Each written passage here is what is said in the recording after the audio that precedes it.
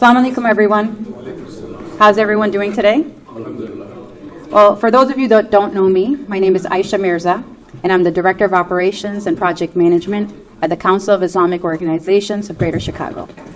Today, I'd like to welcome you to our second workshop in our series called Pathways to Excellence in Nonprofit Organizations. Today's workshop focuses specifically on navigating the Imam's role. As you're aware, CIOGC has close to 70 member organizations, and in working with them, we came to identify that in order to build, strengthen, and grow our Muslim communities, it was important for us to address certain topics and then to educate and improve on them so we can better our nonprofits. So in today's session, we will address the critical and sometimes sensitive issue of how do you really navigate an Imam's role. So today, I have an excellent lineup of speakers, and before we go into introductions, I'd like to thank each one of you for being here, for participating, and sharing your wealth of knowledge with us. I would also like to thank the Mecca Center for being our wonderful host and for graciously sponsoring the food and the venue. So before we begin, I wanted to go over some housekeeping items. So on your tables, you'll find the program agenda and sort of the timeline how of today will go. And then you'll also see a QR code that you can access the Yaqeen study that Dr. Abu Talib will be speaking about. And also, when you probably checked in, you got some note cards or there's some on your table. Those are for if you have any questions during the event. The format is we'll have the panelists go first, and then we'll have a long interactive Q&A at the end. And then also you got a feedback survey in front of you, so if you could please fill that out. It helps us to improve our programs. Thank you again for being here. And then I will like to call up on stage Sister Shireen Hussein, who's our board member, but also the Vice President of Mecca Center. Thank you again, and enjoy the workshop. Nope. Okay. Assalamu alaikum, everybody. First of all, I want to applaud you all for choosing to spend a lovely Saturday morning or afternoon as well, talking about governance and board structure. So I think you should give yourselves a pat on the back for that, alhamdulillah. But today we're going to be talking, about navigating the Imam's role. That is the title of the workshop. And just a couple of words, an Imam's role today, there's high expectations. It can encompass many things apart from just Imam duties. Well, not just, but interfaith leader, civic engagement, mediation, counseling, fill in the blanks. And different masajid have different resources and expertise, but for the most part, we have high expectations as a community. We love our masajid. My kids tell me it's like another child of mine. Alhamdulillah. So on the flip side, our masjid boards consist of busy professionals who are volunteering their time, and it is a lot to navigate. So I'm really glad that that's the topic of our seminar today. Fear not, help is at hand. CIOGC is here, always as a resource. And I did want to just say that people often say, well, what does CIOGC do? What do you do? And one of the things we do is that we have this meeting. We call it an HR, the House of Representatives meetings, and that's where you can really meet, because you are all the experts on this. You're in there, you're in the trenches, you're doing it. So you can meet and talk about best practices, but we also have a lot of resources here that can help you. So without further ado, I'm going to tell you about our esteemed panel today. First of all, Dr. Muhammad Abu Talib. I actually read the long article, mashallah, spoiler alert, it's really amazing, so please read that. He's a senior fellow at the Yaqeen Institute for Islamic Research, who's doing really, really important work, mashallah. He has a background in both Islamic studies and science and technology. Dr. Abu Talib's journey has been marked by a commitment to service and leadership, so really thank you for everything that you're doing. I'm going to go quickly through the whole panel, and then Dr. Abu Talib will speak. I have Mazen Asbahi here. who is an attorney and partner at EM3 Law, and he is our legal expert with experience in nonprofit law, who'll provide insights on the legal framework surrounding nonprofit governance and the role of boards in overseeing Imam-related matters. And I know he's given previously a workshop with CIOGC. We have Sheikh Kifa. I saw him. He's here, yeah. I'll just introduce him briefly. He needs no introduction, but I'll do it anyway. Imam and director at OPPC, that's Orland Park. Also CIOGC's Imams Council Chair, so we get a lot of advice and resources from him. He'll be shedding light on the role and responsibilities of the Imam within the Islamic Center and offering guidance on hiring, compensation, and maintaining a harmonious board-Imam relationship, which we all, want and crave. Tabriz Ahmed, he is an experienced CPA. Is that right? Where is it? Oh, there. If you have a small business and you haven't used the services of Tabriz, or if you're a masjid, are you even incorporated in the state of Illinois? He'll provide, he owns CNA Financial in Rolling Meadows. He'll provide valuable insight on strategies and best practices related to financial governance in nonprofit organizations. And last but not least, Dr. Sorer, who's a PhD. He's a fellow board member here. He's the CIOGC's vice chairman. So even I have a hard time saying it. Right? He is a respected figure in the field of community development and Islamic scholarship with a background in both academia and community leadership.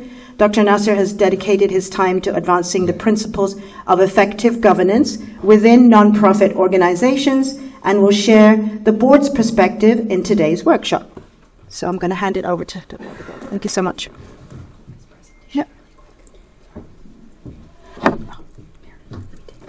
Oh.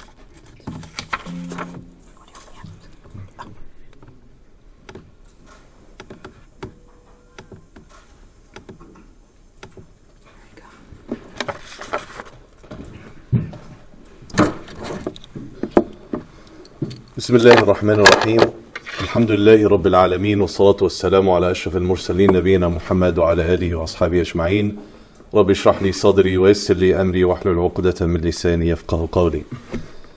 My dear brothers and sisters, honored and respected leaders, board members, executives, imams, scholars, community members, school principals, to all of you, I want to say Assalamu alaikum wa rahmatullahi wa barakatuh. I'm truly honored to be with all of you today. The meanings and the stories that bring us together are many. I never lived in Chicago, but I feel like an honorary son. In many ways, part of my inspiration to serve the Muslim community stems from this city. From the gatherings back in the Sheraton, now they're in McCormick, of some of the large annual conventions. Some of the exceptional people, alhamdulillah, Sheikh Kifah knows what he means in my heart. We're blessed to go on Umrah under his guidance twice. And as a young imam of a large community, I knew I could always turn for wise counsel and advice that was very hard and overwhelming to get. Dr. Hafiz Ikhlas Ansari is here as well. Had the pleasure of meeting Dr. Sorwar. And if I continue with names, that would take the whole half hour, and that would be time well spent.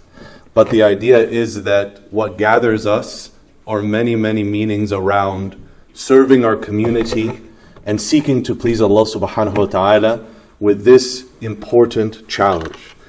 But I want to say also, I want to thank you all for being here, because it's not easy to gather around a topic like this. We were speaking with some of the organizers and esteemed panelists earlier today. I'm not sure that a convening of this topic in this way has happened in the American Muslim community yet. This may be the first of its kind. Certainly those conversations, they happen around coffee tables, they're in the hearts of people, but I view our conversation today as a critical step towards really formalizing, bringing that together and driving these decisions through best practices, exchange of ideas, challenging ourselves to be better and to lift our spaces by the permission of Allah subhanahu wa ta'ala closer to their inspiring origin in the masjid of the Prophet sallallahu alaihi wasallam, al-Masjid al-Nabawi, and all of the institutions that have followed. In that, I just want to take a moment. We got to know one another a little bit through the introductions, but I want to share something because I believe that knowing where someone comes from impacts how you hear what they say. And I want to invite you today to embrace the difficulty of this matter. Many Muslims, virtually every parent and grandparent, many community servants, they know how overwhelming this challenge, the challenge of excellent nonprofits, strong institutions, navigating these relationships, they know how it is. They felt it in very personal ways. But still we are building a critical mass in the Muslim community to take on this problem head on and try to help less limited by space, to try to help the institutions, the people on the ground. And that's what brings me here today, is my childhood. My grandfather emigrated to the United States in the 1960s. I'm almost a third generation American Muslim. My father was the oldest of his siblings. He was quite young in elementary school. Some of them were toddlers and infants. That doesn't turn as many heads in Chicago and Michigan as it does elsewhere in the country, because you also have third and fourth generation Muslims, but there are many places in the country where that's unusual, and I recognize that was a great blessing, but it was also a challenge. Part of that challenge was we were not necessarily as aware or practicing when I was younger, as Allah subhanahu wa ta'ala brought in good mentors and so on, and the closest masjid to me growing up was an hour away. So it was an event around Eid. I still remember Salatul Jumu'ah was in the shoe room of the smallest of some 7 to 8 Jumu'ah shifts now in that community. And there were 8 Muslims. I, my father, and grandfather were 3 of them. So saying that, some of you have lived that history. Some of you have fashioned that history. I know there are pioneers in this room. But it's a foreign experience to many. But what I am advancing today in our discussion is that ultimately when we talk about organizations, imams, boards, executives, really what we're talking about is hearts and minds.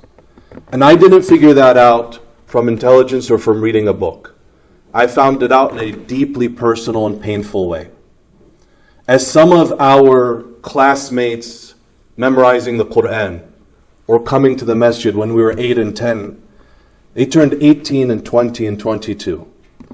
And I watched some of them make mistakes that I never saw a non-Muslim colleague even dream of. I saw some of them drift far away. I saw some of them leave al-Islam. And I had to ask myself honestly, what differentiates me from them? If it was not for the satr of Allah subhanahu wa ta'ala and His blessing, we grew up in the same place. And then I started thinking, what if our communities were stronger? Would this have had a different ending to the story? What if there was an office, because I grew up in an imamless community. What if there was an office that people turned to for challenges in counseling or religious questions? What if there was a stronger organization that prioritized the nurturing of faith? وَجَعَلْنَا مِنْهُمْ أَئِمَّةً يَهْدُونَ بِأَمْرِنَا لَمَّا صَبَرُوا وَكَانُوا بِآيَاتِنَا يُوقِنُونَ. And we made from them, speaking about Bani Israel, leaders that guide to our command when they firmly believed in our signs, our verses, and were patiently perseverant. What if we were able to bring that vision of leadership to our communities? That shapes a lot of who I am. Imagining members of my family that I love and respect, but I've gained more courage to say that some of them don't pray, and I wish goodness for them and for the family and friends of others. Some of them maybe don't as publicly identify with Islam anymore. And I know these struggles are widespread, and our institutions, their organization and their ability to deal with these challenges shapes how they address these hearts and minds. So today, I want to invite you to be comfortable disagreeing about some of these matters, having different perspectives, bringing your experience, your ideas. I want to invite you to be comfortable that there may be questions that we don't have the answer to, but we have the willingness to pursue. Ultimately, that drive, it drove me, you see up there a picture of like one of the 2 weeks of the year where Boston, Massachusetts has good weather. So don't be fooled. That's the banks of the Charles River in the center of the MIT campus. That's why I did the graduate school. As you can tell, I was not a fan of the winters. But eventually that journey, by the blessing of Allah subhanahu wa ta'ala, took me from a career as a technologist to serve full-time as a senior imam in one of the largest mosques in the South. And alongside the remarkable experience of our panel and the service in the room, what I hope to bring, inshallah, today is Allah subhanahu wa ta'ala has blessed me to serve in the Muslim community as both a senior imam, an executive leader, and a member of the board at different points in the career.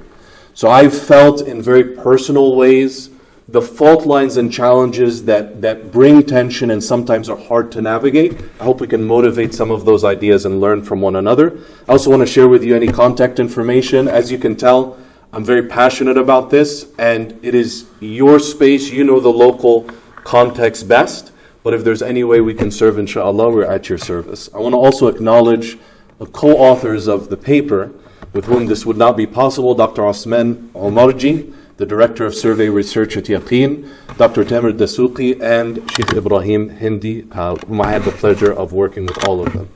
So this report, it's a little bit overwhelming. It's about 200 pages, right? It's available for free online. You'll see the link there. But the idea of this report was first to gather a lot of the work that has been done in the field. And you'll see we referenced extensively, some 200 references spanning different areas, financials, and so on.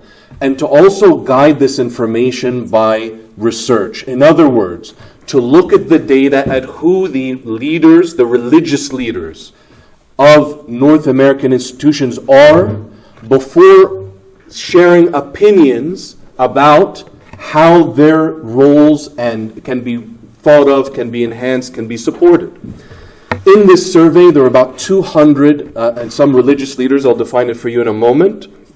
Now, the statistics of this means that this is a starting point. In other words, despite our best interests and despite our best efforts, I should say, we may not have been able to penetrate parts of the American Muslim community as much as we wanted, the inner cities and so on. For those of you with statistics background, it's a non-probability convenience sample. What that means is there are biases in the sample, though we try. So the idea is it's a starting point. And in fact, this report is written not only with the intention, but the hope and dua that people like you carry it forward. And part of what I can offer today, we're going to take a dive into a few sections so that we get a little bit of depth while covering quite a bit. But I also want to draw your attention to the fact that we specifically wrote it so that each section reads as a standalone. In other words, if you zoom in, because right now your board is talking about retention in your community, and you zoom in on chapter 3, then that's going to make sense. You don't need to be worried that that's not going to track. We wrote it with that intention. If you want to go just to the conclusions and read those 3 pages, they will make sense on their own, and you can add to that as your opportunities allow. And so, navigating the report, we wanted to take 6 lenses on the life of North American religious leaders. First, we looked at the demographics, which I'm going to highlight very briefly today just to give us a sense. And then we looked at the role. What do they do? Where does their time go? Which is a very common question among stakeholders in North American Islamic institutions. What's their job satisfaction, which highly impacts retention? Many institutions think about the cost of compensation, of benefits. They do not think of the immense cost of the revolving door of talent in North American Islamic institutions, that constantly people are coming in and out. This extends beyond imams, with due respect, to a number of senior executive leaders, executive directors, school principals, others. In fact, statistically, you can look at this numerically to show that the average tenure of these leaders is shorter than the general nonprofit sector. But you can also look at it Islamically.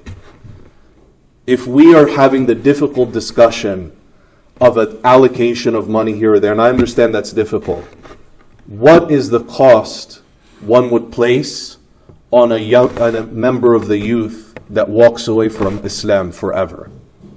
What would we place on a family that is going through a difficulty, but with the right intervention and support, they're going to make a decision that's going to impact a lot more than 2 lives of that couple? These types of questions go far beyond the Imam, but they extend to important questions that are in front of it, where we look at the real costs of these decisions. 4th, we'll talk about financials. 5th, on family, with which there is very little work in the Muslim community to date. And 6th, we're going to look at mental health. I'm going to briefly brief through the demographics today, just highlights, and take a little bit of time on job roles, financials, and mental health. That way we'll be able to go into some depth that was selected in consultation with the leadership of our hosts in the CIOGC. But as our discussion carries forward, if there's something about the report that can help, I will, inshallah, try to bring it forward. So first we ask, who are these religious leaders? And interestingly, I want you to consider that religious leaders in the modern world are vilified culturally. I know this might be uncomfortable. I know you might disagree, but we agree that that's okay.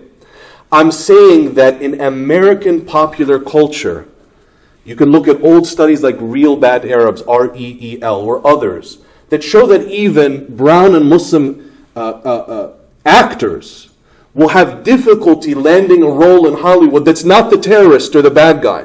Your colleagues in work can almost hear the tune da da da da da in some popular thing and imagine the dangerous Muslim walking around the corner.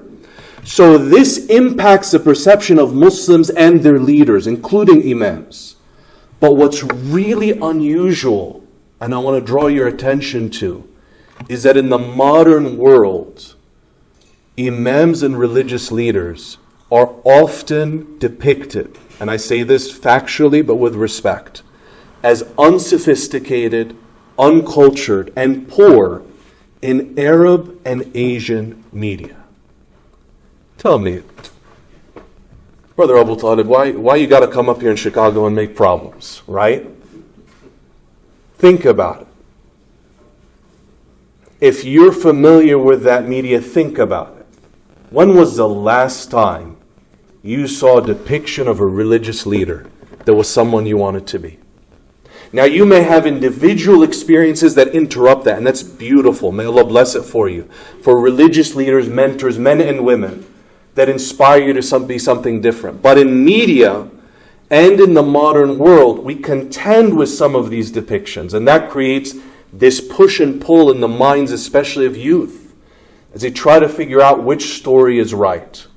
This is a complex story. I don't want to, pretend or suggest that part of the complexity of that story are Muslim religious leaders that behave irresponsibly or that do, problematic acts. However, what we're dealing with is how do we reclaim the essence of our institutions and understand who our religious leaders are. And as you can see here, this is one view. Keep in mind that this is complicated by the nature of training religious leaders, which is not only in kind of more Western academic terms, but this looks at it just in degrees, right? Looking at high school, college, and you can see some 2/3 of North American religious leaders are college educated. That tracks a little bit higher than their congregations, considerably higher, in fact.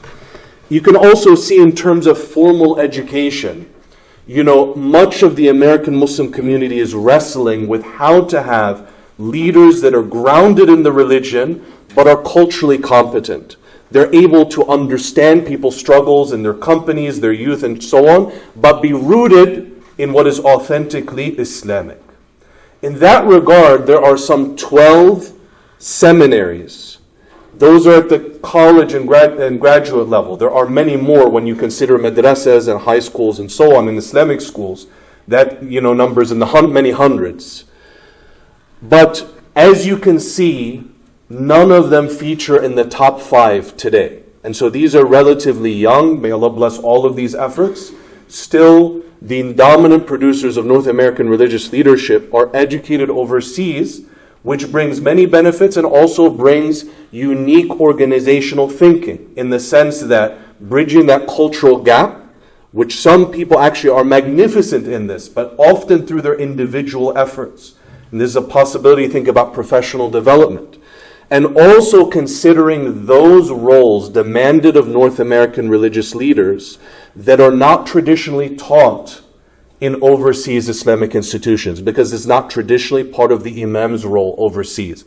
For example, there are many Muslim countries where if you have a mental health or family challenge, the Imam will be the last person in the city to know about it. And that's not from a lack of trustworthiness.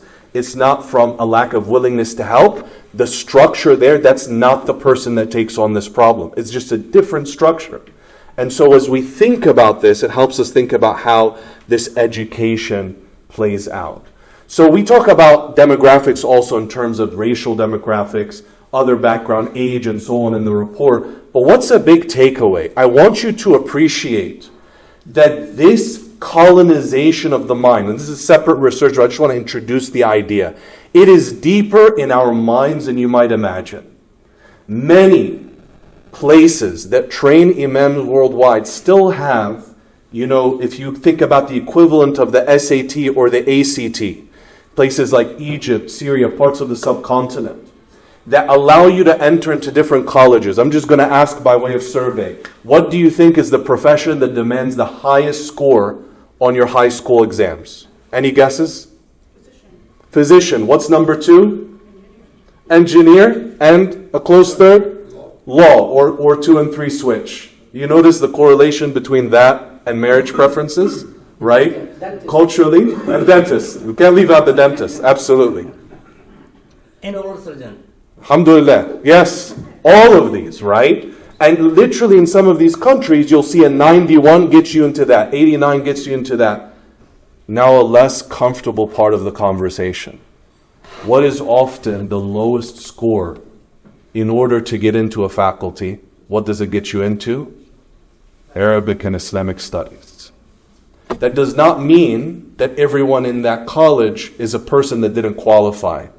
It means that you are facing the cultural storm as people tell you, you will go hungry. You will never have a life. You will never get Who would qualify for medicine and serve the Muslim community? These ideas are deeply culturally ingrained. And we try to suggest that so that we can think about how to model our North American approach. Now, as we look at job roles, a lot in this chapter, but I want to just highlight about how the roles are today in our sample. What is going on in our North American Islamic centers and institutions? There is a way now to think about what I'm calling religious leaders, Imams plus. Some 20 years ago, notice what I'm saying, many of you were active in leading the Muslim community at that time. Some 20 years ago, it was rare to have a career path in North America for a person with formal Muslim Islamic education to serve as a career other than an imam. Remember that the first chaplains in universities, they're only about that old, right? Only 2 to 3 decades old. Some of these ideas of resident scholar and dependent scholar could be counted on a hand at that time. Now as you see, people are starting to think about religious roles, including but beyond the imam, and how those roles now map onto, because also by imam we mean different roles in different places. To be clear, the roles of the Islamic institution are even broader than that. Our study looks at those that have some religious education, some grounding in the Sharia, some of whom, by the way, serve as executive leaders. But to be clear, our principals, our teachers, our staff, and I could keep listing another 50 job titles, our board members, are all an essential part of this equation. We are informing this by looking at this part of the pie, this essential part of the pie. And so you can see in particular between imams and non-imams quite a bit of difference. But you may be surprised.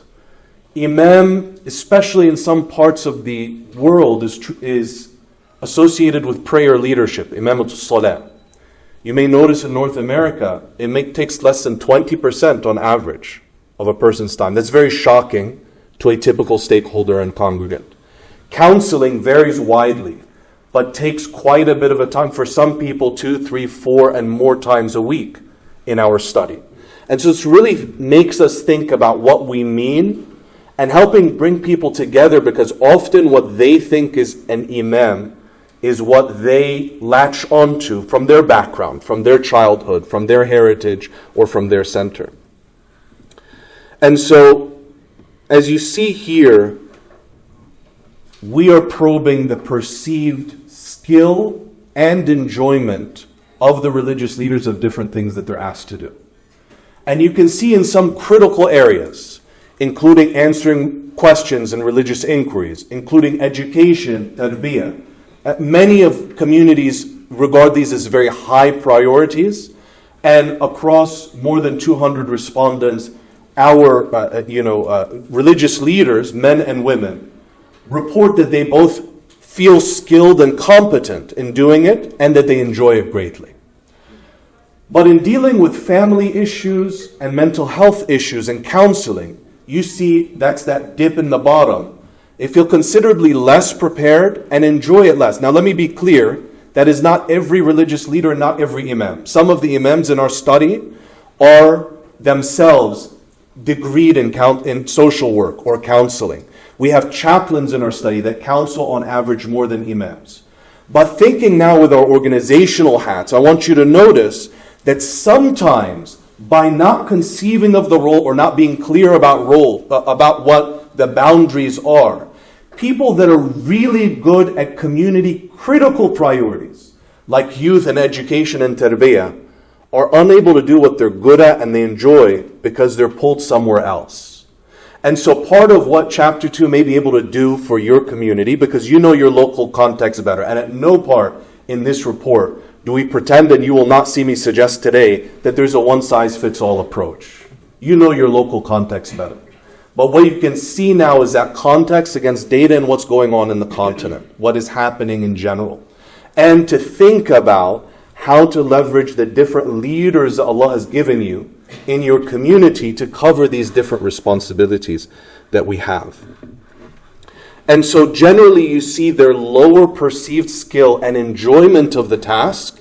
It corresponds to, on average, they are less formally trained and prepared for it. So their perception of themselves is actually quite accurate compared to what their training is showing. And unsurprisingly, those imams who have leaned into and specialized into counseling or are full-time chaplains or so on, they both counsel and report skill and enjoyment at a much higher level.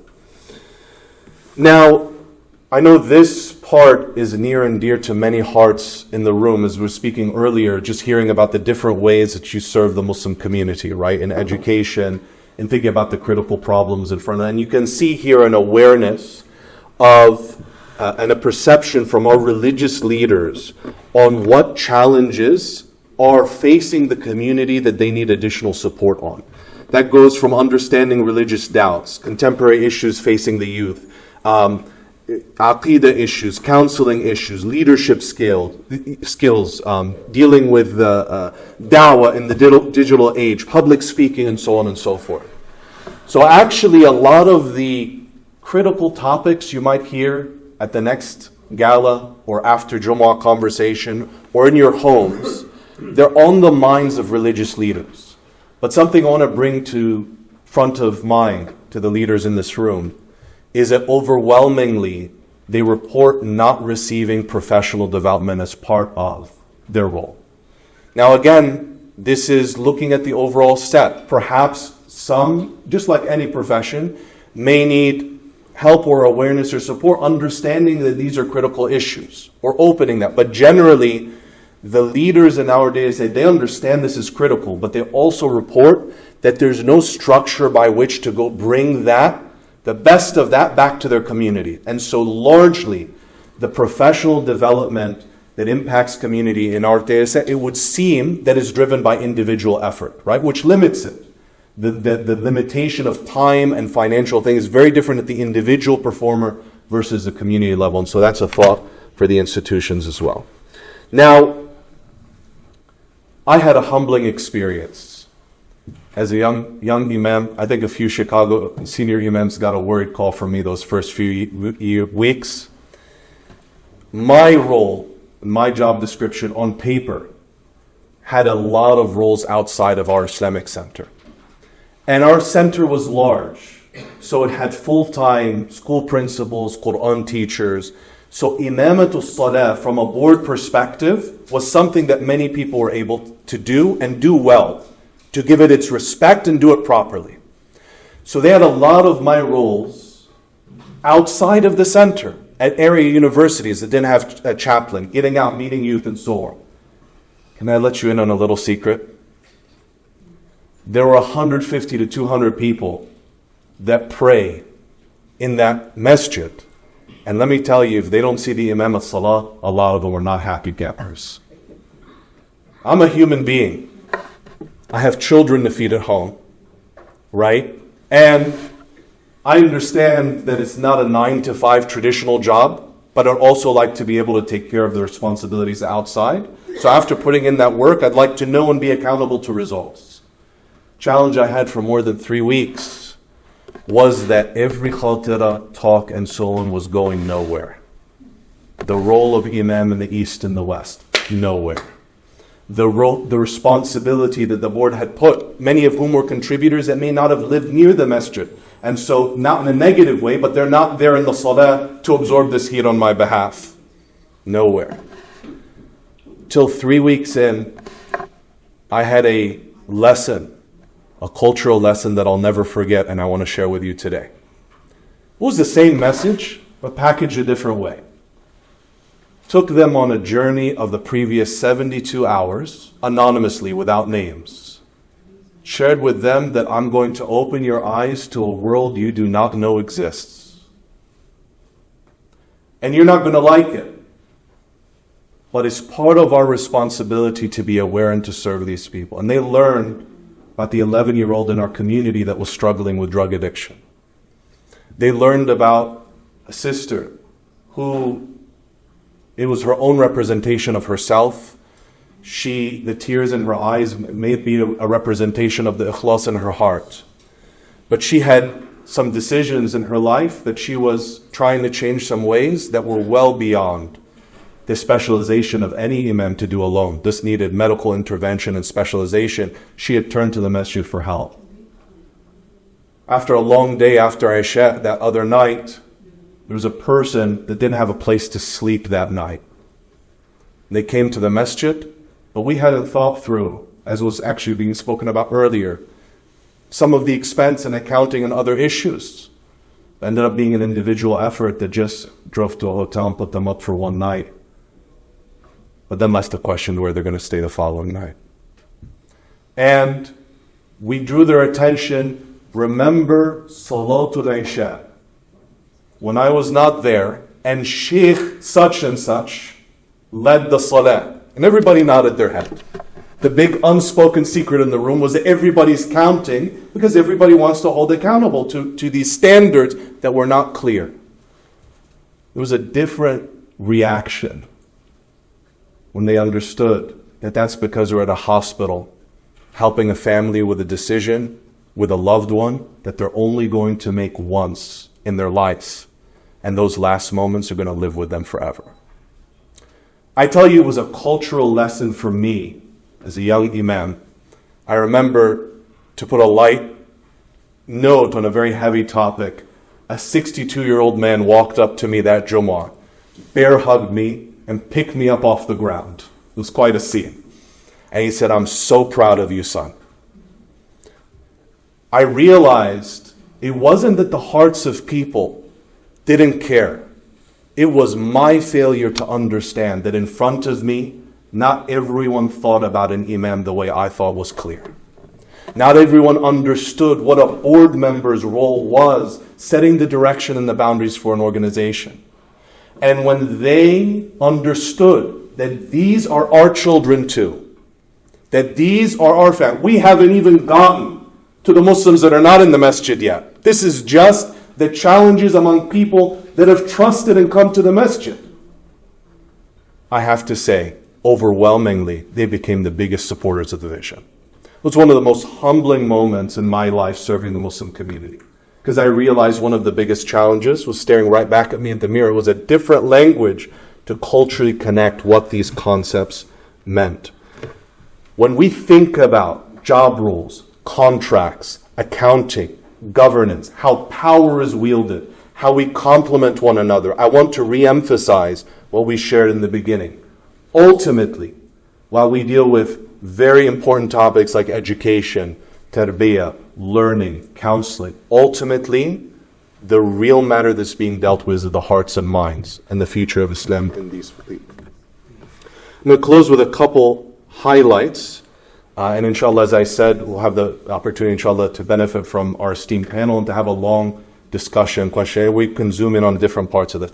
This part's a little uncomfortable. Take a deep breath. Say Bismillah.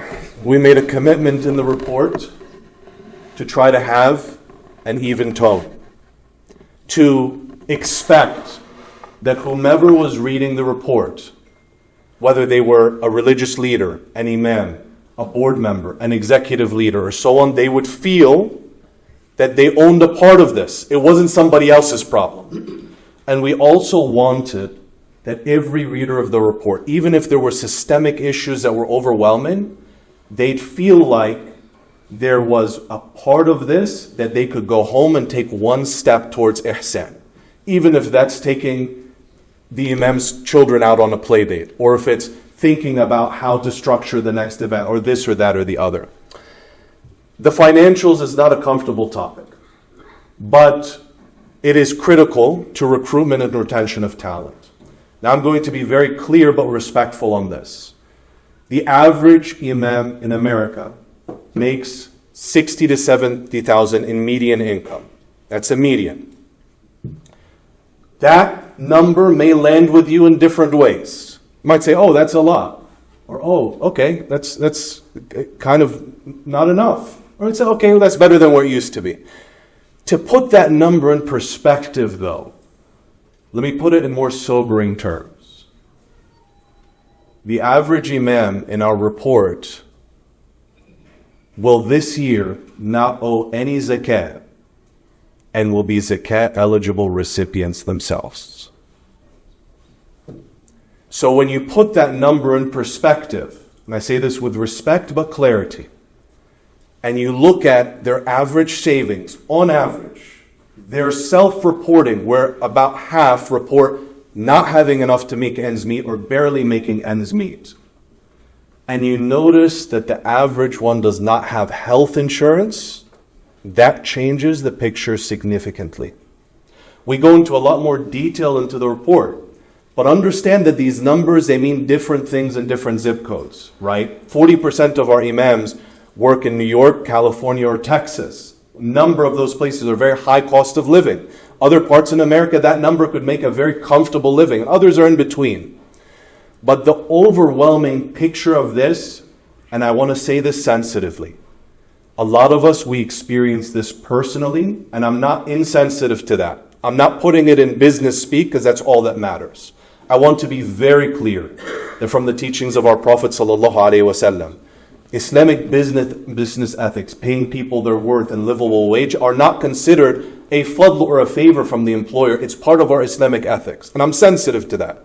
And I'm sensitive that while putting these statistics out there, it's still uncomfortable when it's one family affected, or one life destroyed, or one bill that can't be filled.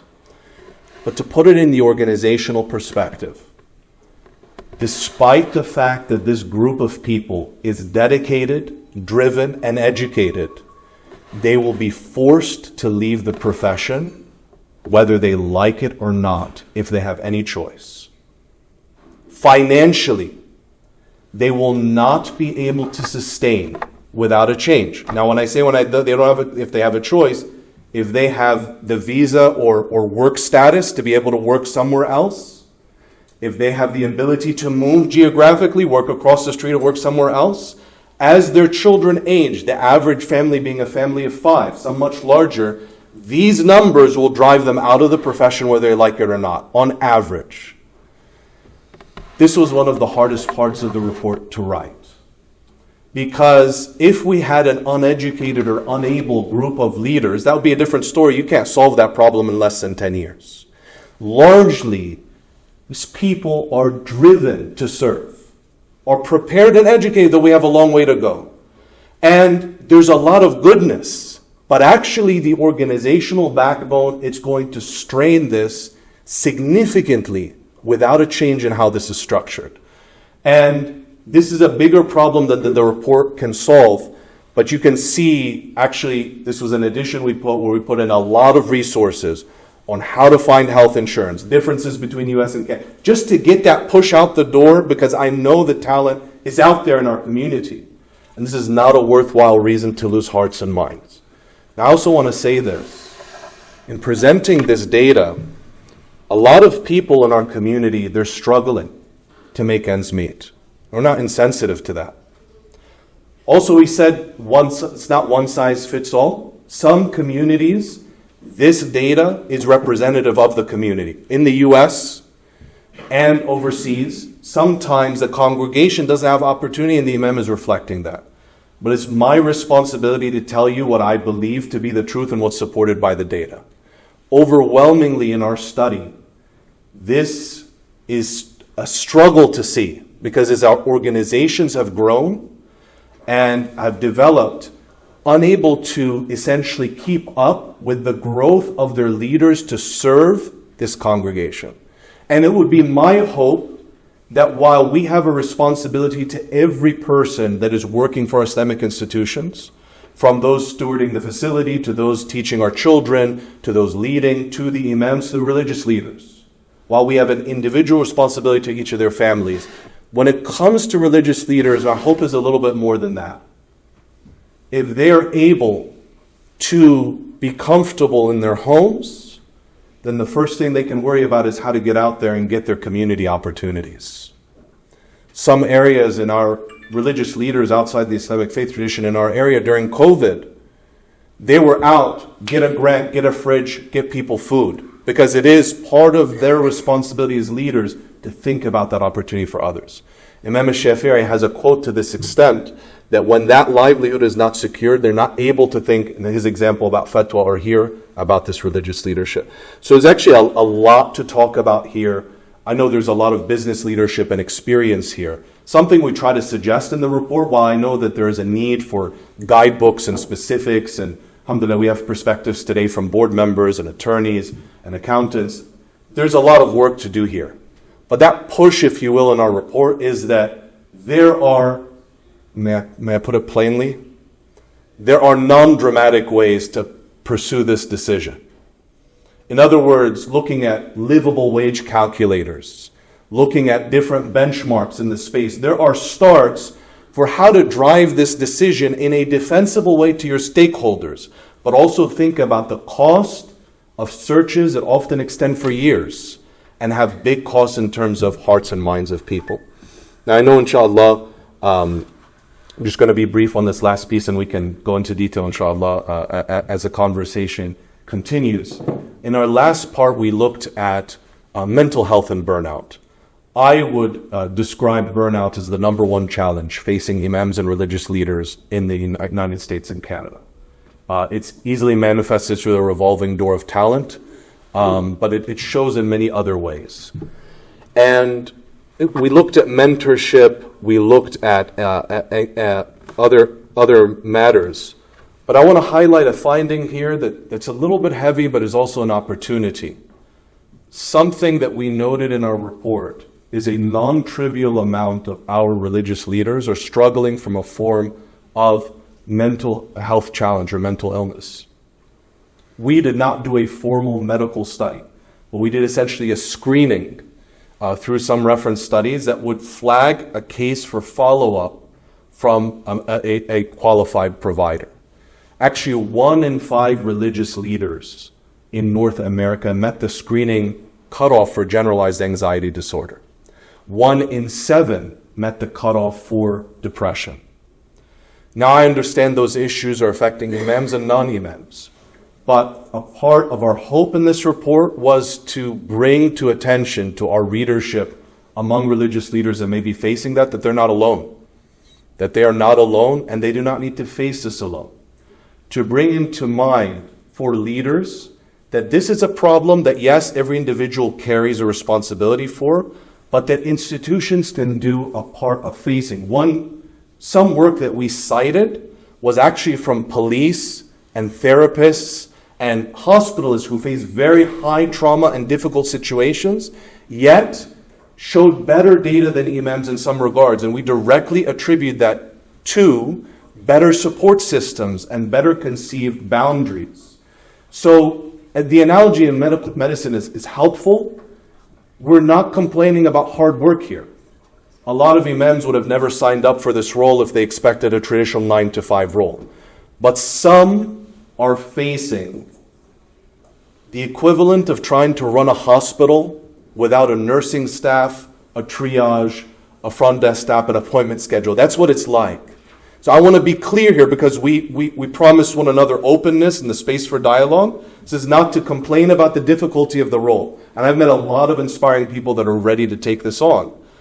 But I want you to notice that when that hospital is not there to support the physician, it brings out bad, outcomes for everyone. Look, if I may be playing with you, I'm a human being. My son and daughter has 104 degree temperature at 3 a.m. in the morning. That is my world. It's not that I don't acknowledge suffering elsewhere, but I'm a human being. I bleed red. But the system helps me. If I had the cell number of my doctor, maybe that's exactly what I'd do. I'd pick up the phone and call them because I'm a parent.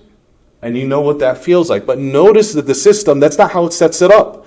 So in my fear and concern, there's a system. I know appointments have an end. I know there's boundary, and all of that helps build ethical behavior. So a lot to think about there, about building our hospital, if you will, in this analogy, around our religious leaders and our other religious leaders. A lot of what we talked about, as we said, extends to other areas of service as well. Now I want to close with this before hearing, inshallah, the illuminating perspectives of our panel. With this concluding message, I know it's a mix of some heavy information, but I want to leave us on a note of inspiration. I had 2 experiences with this report that I couldn't break together. It was in a large convention with a room full of board members, executives, and imams. Somebody was on the mic, it looked like that, not this. He held the mic, and he said, by a show of hands, how many of you would love for your children to serve as imams or religious leaders in the community? Raise your hand. There were hundreds of people in the room, hundreds. You know how the survey turned out? Not one imam raised their hand in the room.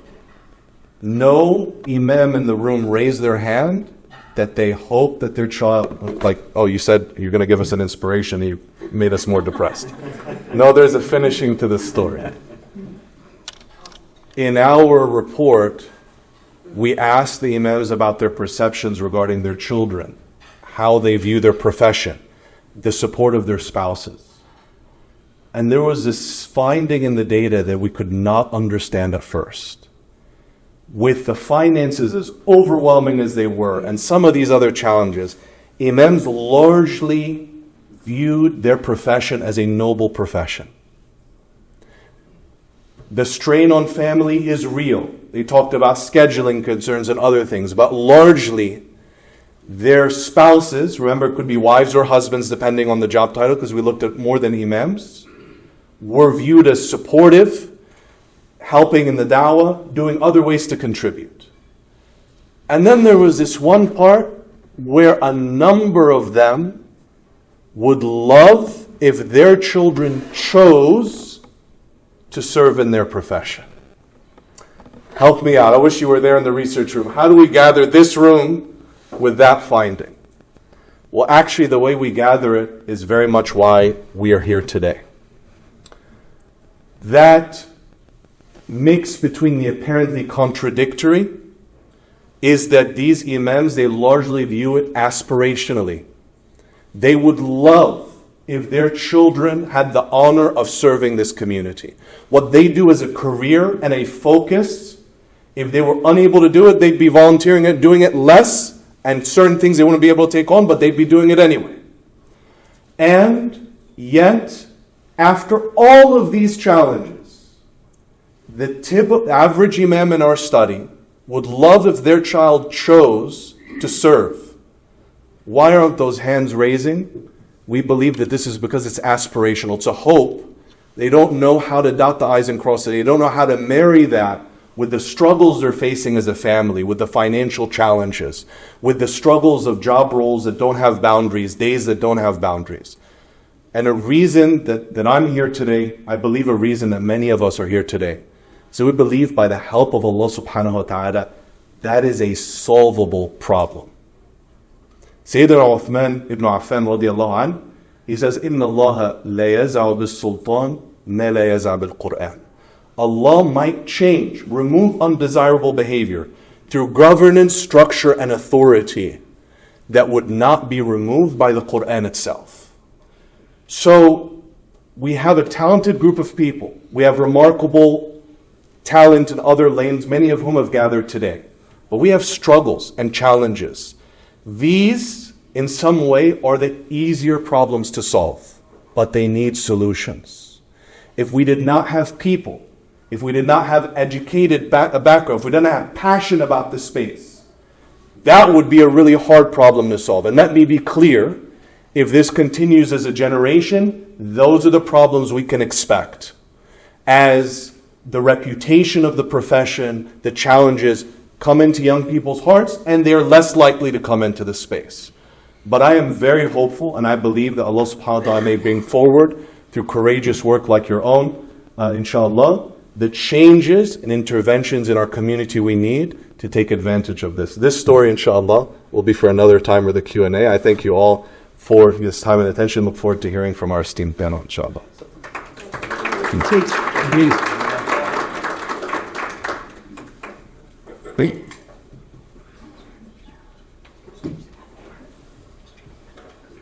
Just cut straight to the pan. Yeah, it's a mark the pan. Yeah, putting it on. Be some ways in spring just to true.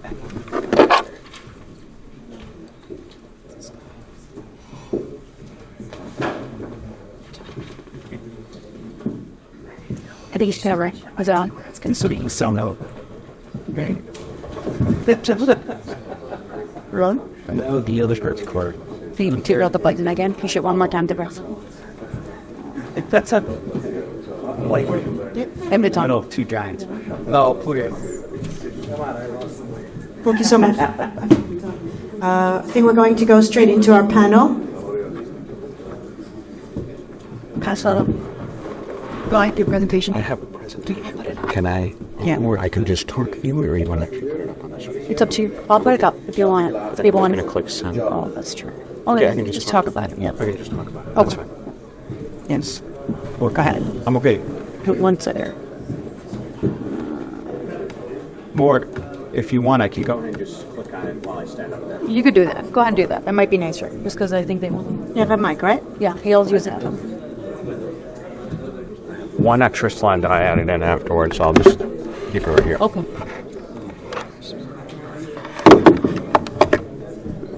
How's this work? No idea. What is this? Yeah. I can't answer that. So you please send 101 reminders. How's this work? Sound? Well, people hardly would have any of those on his Christian that cannot be done visibly, not most everything. I tell you, Brian says that I would be like the way. Assalamu alaikum wa rahmatullahi wa barakatuh. You good?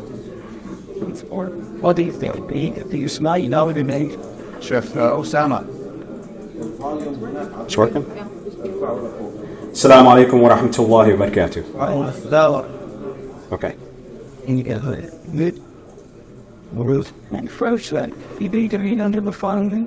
So, inshallah, I have the honor of presenting to you from an accounting perspective. As Sister Shireen said, my name is Tabriz Ahmed. I'm an accountant here in Chicago. Jazakallah khairan, Sheikh. I'm talib.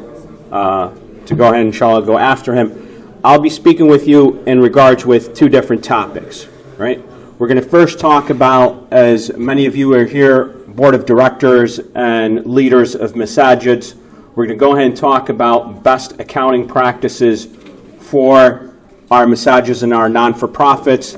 And then inshallah at the tail end, go ahead and talk about the payroll structure and some of the items that are directly related to our imams and our leaders of the masajids.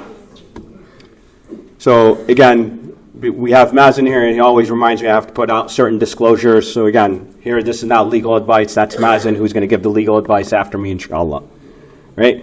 But in a very quick time here, inshallah, today we'll go ahead and focus on 5 best accounting practices for our masajids. Right? And I've had the, alhamdulillah, honor of handling the accounting for many of our masajids here within the Chicagoland area.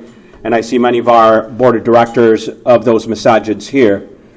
But unfortunately, I've also seen the many multi-million-dollar organizations that don't have these types of best practices, that have zero accounting, zero accountability, zero financials, right? So inshallah, as board of directors here, I implore you all to make sure that we're following some of these accounting practices in your organizations, because you are all trusted leaders and you have that amana from the community to make sure that the funds and the reporting and everything is being done in a proper manner. Right? So what are these? Right? So first and foremost is accurate record keeping / bookkeeping. Right? You as board of directors need to make sure that every single one of our organizations and your organizations are having all of the accounting done in a proper accounting software, right? Many organizations use QuickBooks, right, to make sure that all of your income is being properly categorized. Many times I'll go into a masajid and they don't have their zakat and sadaqah organized. They're commingling the funds of zakat and sadaqah, new masjid funds, construction funds, right? The average donor does not know of that. So you guys as board of directors have that responsibility to make sure that that is properly being categorized, may it be by the treasurer, by the accountant, or whoever it may be, right? The expenses are properly being tracked. Many times I'll walk into an organization where many of the expenses are being paid underneath the table, literally cash being given to imams, let alone workers or cleaning. Right? We have masajids that pay their imams in cash. Right? That is not allowed. Right?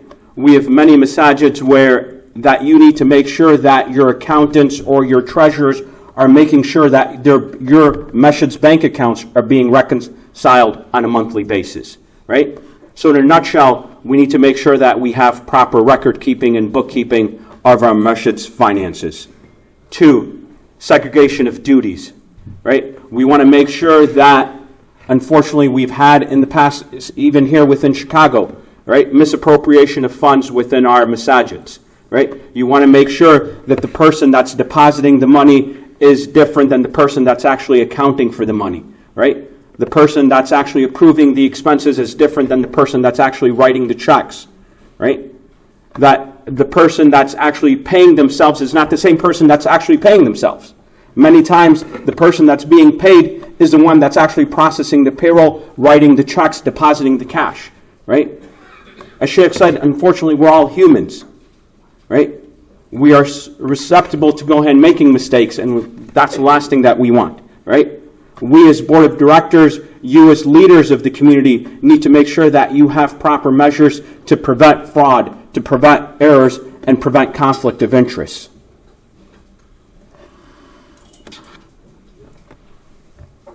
You as board of directors need to make sure that you're complying with all of the regulations, right? Not only the state level, but the federal level, and also your Islamic duties and the amana that you've been given to you by the community, right? Unfortunately, many of our organizations, because of not filing or adhering to federal and state tax laws, lose their 501c3 statuses, right? The ability to go ahead and raise donations. Some of the community members don't even know that the masajid has lost their 501c3 status. Then Mazen gets a phone call, I get a phone call saying, hey, we didn't know we were supposed to do this. Right? So you as board of directors have that responsibility, that fiduciary responsibility, that amana to make sure that you are aware of the rules and regulations, or make sure that you consult someone that is aware of the rules and regulations and that your masajid is adhering to those. Payroll management, right?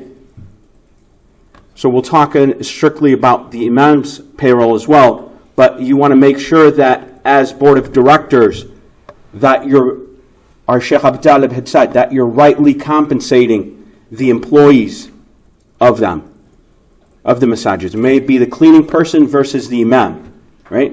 Making sure that they are properly categorized as what type of employee they are. Many of our masajids, unfortunately, still to this day, in 2024, pay their imams, full-time imams, as what we call a contractor on a 1099, right? No. All of our imams should be W-2 employees of our masajids, right? They should not be 1099s or contractors, because that's not allowed by the IRS, right? You wouldn't believe if I told you, and I won't name the organization, but multi-million-dollar organization, Masajid here in Chicagoland, still to this day, does all of their payroll by hand. MashaAllah, God bless that treasurer that does it, right? But that should not be the case. Why? Because at the end of the year, the W-2s are incorrectly filed, and the imams and the sheikhs are like, the brace, I don't know, this is what the masjid gave me. Well, it's wrong, right? That's not how it should be done, right? We have softwares that the masajids and the board of directors, again, it's your responsibility to make sure that this is being done, and the imams at the end of the year when filing their taxes don't have issues, or the IRS comes back after them because the masjid gave them the incorrect form, right? That's not the imam's responsibility. That's your responsibility as the board of director. So we want to make sure, inshallah, that we're adhering to that, right? We as board of directors should have, inshallah, now I'll kind of switch to the imams, that we should have an expense reimbursement policy for our imam, right? As our Sheikh Abu Talib said, that unfortunately the imams will have certain encounters where a homeless person will come to them, right? They don't have a place to sleep. If the imam doesn't have access to a credit card or some allowance from the board saying, hey, look, on your own, you can go ahead and make these certain decisions, right? If the imam is living on a paycheck to paycheck, what's the imam supposed to do if Sheikh Abu Talib comes in town and he wants to take him out to dinner, right? The imams, we as board of directors, we as treasurers, you as leaders of the organizations should put in policies and procedures in place where the imam has a credit card and he is allowed a reasonable expense threshold where every single time he doesn't have to come to the board and say, hey, I want to go ahead and spend this, right? Maybe a few $100s, a few $1,000s, again, depending on the zip code that you live in, that threshold might change, right? We want to go ahead and give that freedom to our imams to go ahead and spend at free will using proper judgment and not be completely hand-holding them for every single step of the way and every single expenditure that they're spending, and scrutinizing it as treasurer, saying, hey, I can't reimburse you because you didn't get this approved by the board or you didn't submit the proper documentation, right? How will our imams have to go out in the community, may it be the village or in the school or whatever it may be, right? So we as board of directors should go ahead and have policies for our imams to be allowed to do that. Transparent financial reporting, right? Big, unfortunately, cultural stigma and holding back within our organizations. We as board of directors, for whatever reason, when we become in power, think, hey, we can't tell the community what we're spending money on or how much money we have in the banks because they may not donate. You don't realize the number of times organizations and board of directors said the brace, we don't want to tell the community because if we tell them how much money we have in the bank, they're not going to donate. No, right? or the number of times, unfortunately, our masajid, CIOGC can attest to it, Mazen can attest to it, have become, unfortunately, in lawsuits because we, as masajids, have not been transparent to the community with what our financials are, right? We're not being transparent with our financials because we have no financials, unfortunately, in some instances, right? We have no bookkeeping. We have no financial statements or bank reconciliations, right?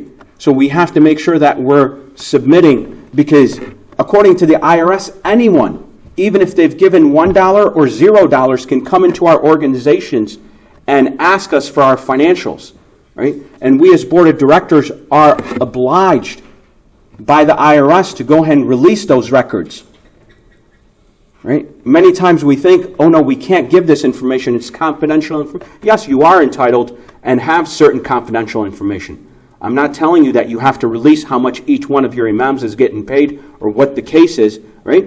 But as general, you're supposed to be transparent with your financials to the community. Why? Again, I remind all of us as leaders that we have an amana by the community to go ahead and uphold and take care of our numbers and our finances and our money of the organization. Right? So now, real quickly, before inshallah I end, is strictly related to Imam's employment. Right? Mazen will be speaking about how you should go ahead and structure the Imam's payroll contract and the employment contract. One thing that we as board of directors and you as imams that I see out here in the crowd should know that the IRS allows certain, what I will call freebies, right, of not having to pay certain taxes that we should go ahead and use, because our other faith communities are using this to the greatest extent, right? One of them is called the housing allowance for imams and clergy, right? All it essentially means is that a portion, so let's say we're paying our imam to go ahead and ease of numbers $100,000 per year, right? Then what you as board of directors prior, and it should be laid out in the employment contract that Mazen will be speaking about, is that, hey, look, from that $100,000 annual compensation, we're going to go ahead and designate $30,000, $40,000, $50,000, whatever it may be, $20,000 as what we call housing allowance, right? And the IRS is very open and generous and gives you the full leeway between you as the masajid and the imam to come up with whatever that number may be, right? That number is going to vary from zip code to zip code, right? And it includes a wide range of expenses that you could go ahead and include in there, right? From your rent to your mortgage, all of your utilities, furniture, right? Property taxes, homeowners insurance, all that you could go ahead and say, hey, look, is tax-free income for the imam, right? So we as masajids should be making sure that we offer that to our imams, and you as imams should be making sure that you're asking our masajids, hey, I need to go ahead and make sure as part of my employment contract, a certain salary is subjugated as housing allowance. Why? Because then they won't pay federal or state income tax. They still pay Social Security and Medicare, right? But some of our imams are even exempt from Social Security and Medicare, right? And many times I'll have masajids call me and say, Tabriz, I think he's asking for too much in terms of housing allowance, right? Actually, per the IRS guidelines, it's actually the imam's responsibility, not the masjid's responsibility. Again, it's the imam's responsibility to go ahead and keep track of how they're spending on that housing allowance and to provide detailed receipts in an event that they get audited, right? So if the imam comes back and says, hey, look, my housing allowance is $40,000, as long as it seems reasonable, we as masajids, you as board of directors can go ahead and approve that. Right? You don't have to go ahead and get nitpicky and say, well, explain to us, Imam, right, how you came up with that number. So let's make sure that we are doing that, right? As long as, again, you're following the guidelines, that it's documented, it's done beforehand, do it for our imams, right? The last thing that I don't have on that slide is, again, I'll go reiterate that credit card allowance or expense reimbursement policy. Right? Many of our imams don't have health insurances. we as masajids need to make sure that we give our imams the proper health insurances, right? Or vice versa. Unfortunately, I'll have imams come to me and say, hey, Tabriz, I don't have health insurance, so I need you to tell me what should I go ahead and tell my masajids to go ahead and pay me on paper and what not to pay me on paper so I can qualify for free health insurance. Our imams should not be put in that position where they have to go ahead and figure out how do they get free health insurance, because if you pay them too much, they have no health insurance, yet they want to be paid because they have a family to go ahead and take care of. Many of our imams, unfortunately, have zero retirement benefits, right? We that are working in corporate America, one of the things that we look for when we go into a job is, hey, what is the 401k package? What is the health insurance package? What benefits do I have? But when it comes to our imams, we put that all out the door, right? Why? Oh, just have trust in Allah that you'll be fine. You're doing the work of Allah. You're doing the work of Deen, right? Yes, inshallah, they are. I tell and I remind many masajids, if anything, I tell them, hey, look, I believe our imams should be paid more than the accountants and the attorneys and the physicians, because I believe that they're doing much greater work. That could be it for that. Right? But in reality, they are. They're taking care of our children. They're teaching our children Quran. They're teaching our children the Aqidah and everything else. Right? So if we as board of directors, we as masajids don't realize that, then how do you expect the next generation to be imams? Right? So we have to, as board of directors, and you as imams, sometimes you guys are very humble.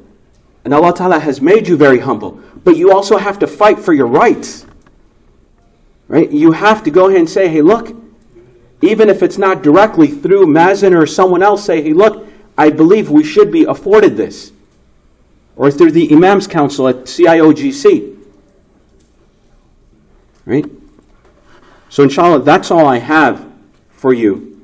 Right? Jazakallah khairan for your time. Inshallah, if you have any questions from an accounting perspective, I'll be here. My contact information is on the screens. Right? Inshallah, Jazakallah khairan. Inshallah, I'll hand it over to Mazin from an illegal perspective.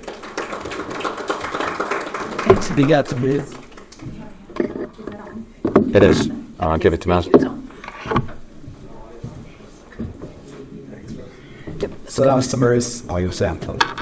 Thank you so much. And thank you, Sheikh Mohammed, for your presentation. And thank you, everyone, for coming. Thank you, CIOGC, for hosting this and for doing this series on nonprofit excellence and supporting our community's many, many organizations. And, of course, to all of the leaders and the imams for all of the important work you do for our community.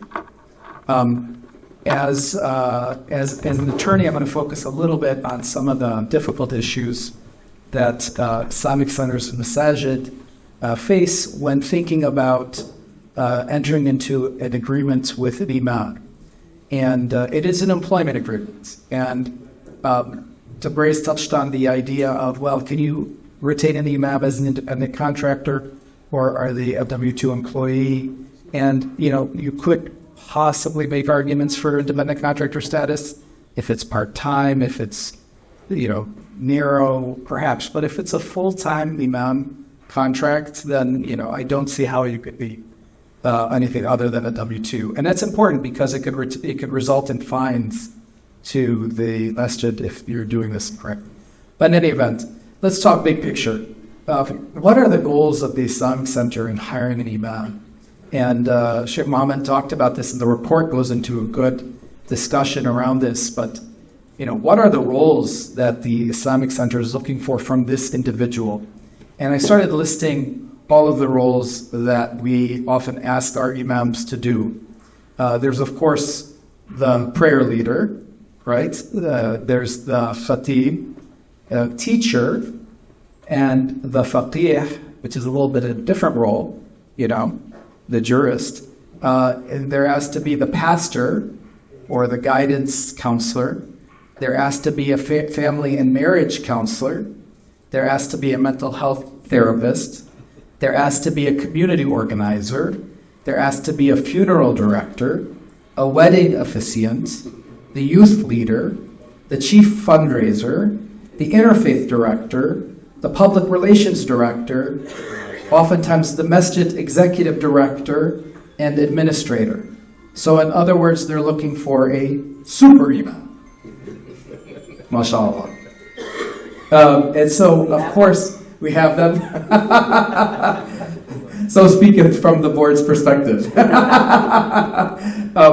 So, of course, this is very difficult and way too much for any one human being, no matter how good they are or how educated they are, how talented they are, to do themselves justice and the community justice by trying to be all of the above. So job number one in putting together an imam employment agreement is, what are the job duties? Simply put as that. What are the expectations? And, finding the right balance between specificity and flexibility. How many salawats are you expecting the imam to be there physically in person to lead? Every day, Fajr, Maghrib, Isha, all 5, 3 days a week, 2 days a week. Where are you putting the priorities? How much are you expecting the imam to do counseling? How much are you expecting the imam to do teaching and educating? In what forms is that education going to be in? The role of the khatira post-Isha, the role of classes, formal classes, the role of durus or lessons that are public and open and people come and go. Them being available to do the janazas and the burials. Are they on call 24/7, 12 months a year, or are we finding some sort of coverage for them? And so getting the job description done is incredibly important, and tailoring it to the skill set and the priorities of the community at the time. And larger communities will find that they need more than one person, whether on a full-time or part-time basis, to cover these various roles. And so we need to invest in human capital. As much as we want a beautiful chandelier and beautiful rugs and a beautiful building, I would argue that we need to invest in beautiful people doing good work and putting a real trust and investment in them. What are the goals of the imam? So as a lawyer, we're trained to try to see the world in the eyes of our clients and, of course, the opposing party. What is it that is their objectives? Serve the community, to educate, to uplift, to spiritually nourish and be nourished in doing so, to make a difference. What else is an imam looking for? Perhaps a level of autonomy, the ability to make decisions on how best to allocate their time, where they think the priorities ought to be. They're looking for financial security. They shouldn't, in an ideal world, they shouldn't have to be worried week to week about raising enough money to pay their own salary. They shouldn't have to worry about whether or not they're going to be able to afford certain things and to be able to live a comfortable life and raise a family. And they should be able to, if they're long-serving imams, find a way to ensure that they're going to be able to retire, at a proper time and honorably and with financial security in their retirement. How do you get there? So what are the realistic expectations? And that means prioritizing and allocating between the various roles. If an imam is spending 80% of their time counseling 3 individuals, out of a community of thousands, is that fair? Is that proper? If the imam is neglecting the youth at the expense of the elderly in the community, when the imam is meant to be responsible for the whole community. If the imam is partial to one ethnic group within the community and is ignoring the needs of another ethnic group in the community, is that fair? and so forth. And so understanding how the imam is allocating their time, but how is the board supposed to know how the imam is spending their time? So this is a question of transparency. Is the imam providing reporting on a weekly or monthly basis? Do we know how often the imam is counseling families within the community? How often they're preparing for their presentations or their courses? And so there needs to be a level of transparency between the imam and the Islamic Center, which is represented by the board. I want to emphasize the importance of protected time off on a weekly basis, on a monthly basis, vacation time. That should be clear. And it should be clear how the imam takes vacation. You know, the imam shouldn't just come one day and say, I'm out for 2 weeks. Good luck finding somebody to replace me for the next 2 weeks. There should be adequate notice. At the same time, the imam should be given adequate vacation time throughout the year to take. And exactly what, etc., that's part of the negotiation.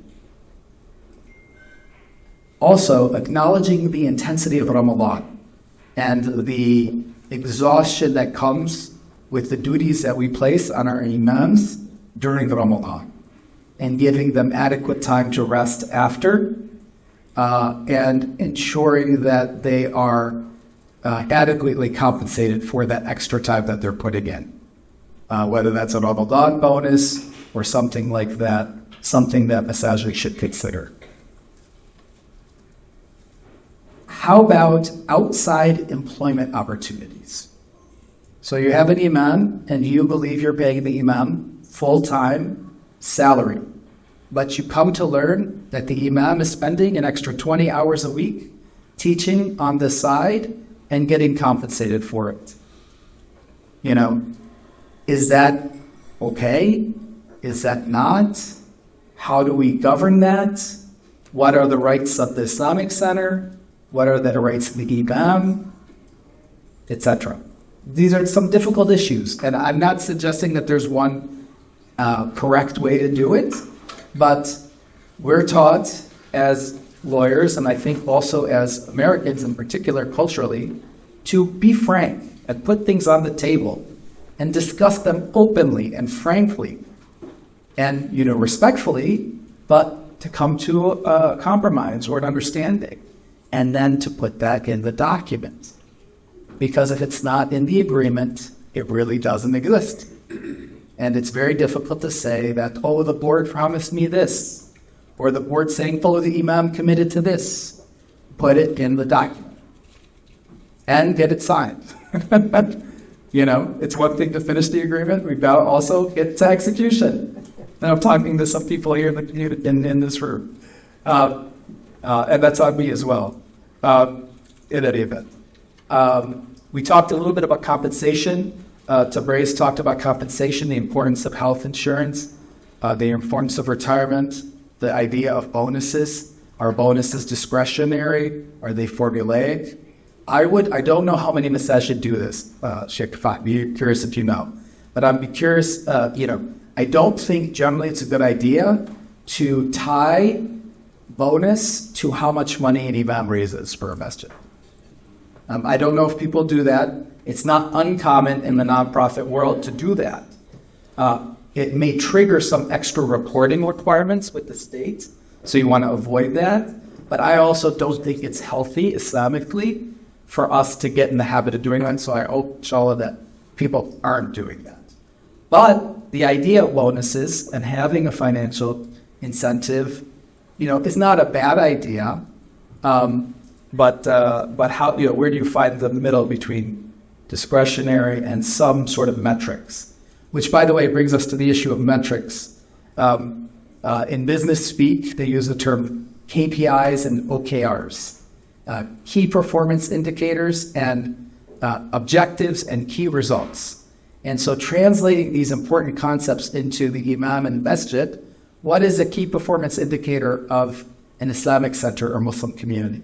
The number of people attending Fajr, the number of people attending Taraweeh, Salat al-Jumu'ah, the reducing number of counseling, or maybe the increasing number of counseling? What is a measure of performance for the imam? Community-wide surveys on how the community feels about the quality of the khutbahs, the quality of access to the imam, the relationships they're building, etc. I know it's very difficult to make these things into hard and fast metrics because it's very much about human relationships, but there are some metrics we could use to try to assess whether or not the imam is performing well and in accordance with expectations that are mutually agreed upon, on the front end. Because if I was an imam and I have no idea whether I'm doing well or not doing well, whether the board and the community is happy with me, that's not a good situation. You want to have feedback. And that also addresses the role of professional development opportunities. An imam ought to, and the community ought to be investing in the development of the imam. And whether that means offering the imam the ability to take courses, to seek out additional certifications, and so forth, very important. And I don't think that's something that our community does. It is referenced in the report. I thought the report did an excellent job in identifying this as a weakness in the Muslim community, but investing in the professional development of our imams is critical. And I want to throw in a concept here called the sabbatical, which you see in academic institutions and often in other religious communities, which is the idea that when an imam has served a good number of years for a community, the community offers that imam a quote-unquote sabbatical, a period of time whereby the imam is able to perhaps travel, perhaps study further, write, to do whatever the imam wants, to rest, to focus on another project. The community continues to cover that imam's compensation, but the imam is given freedom to do any of those things during this period. Maybe it's a 10-year. Every 10 years, the imam gets 1 year. Maybe every 5 years, it's 6 months. Allahu A'lam. But I think that this is an important concept that we should incorporate into our Islamic centers. I think it's healthy and beneficial for everyone.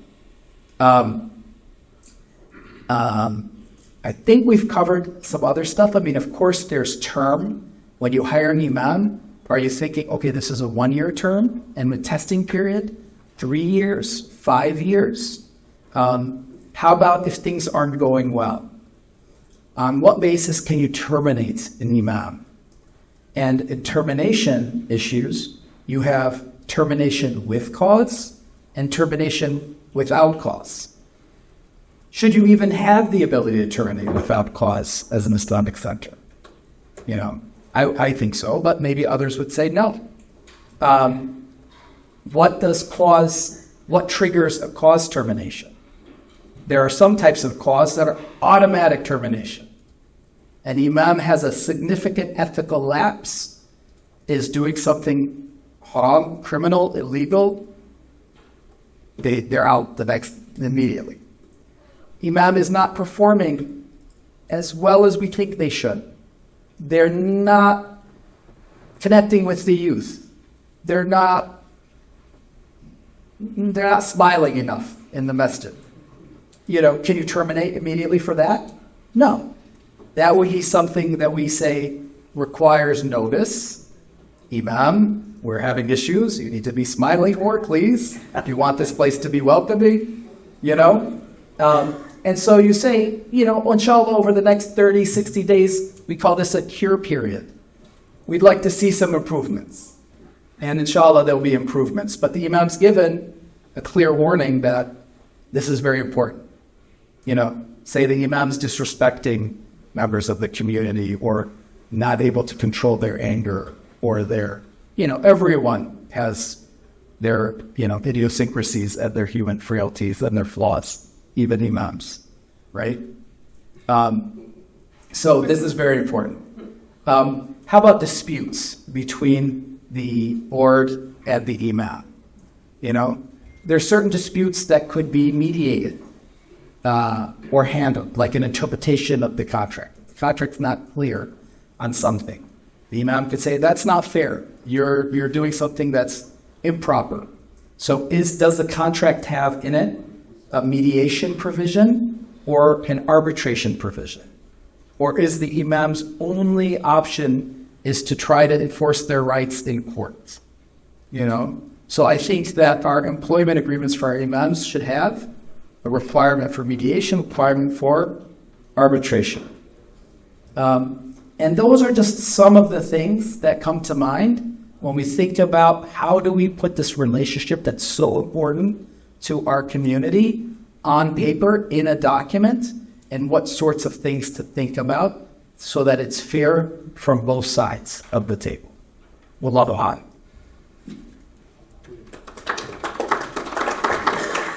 Well, before to transition, I just want to say, if you have any questions that you have written up, we'll have someone walk around and collect them just so we can be prepared for the Q&A. Assalamu alaikum. If we have to answer all the questions Brother Mason asked, probably Angel Israfil will blow on the horn before we would be able to answer all these questions and agree on anything. I've been trying to agree with my wife to change a bedroom guest into an office for me. I've not been successful for the past 4 months. So imagine if you have to manage.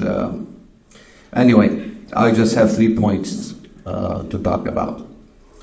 I've seen a lot of people taking notes, a lot of people are here entertaining their ears.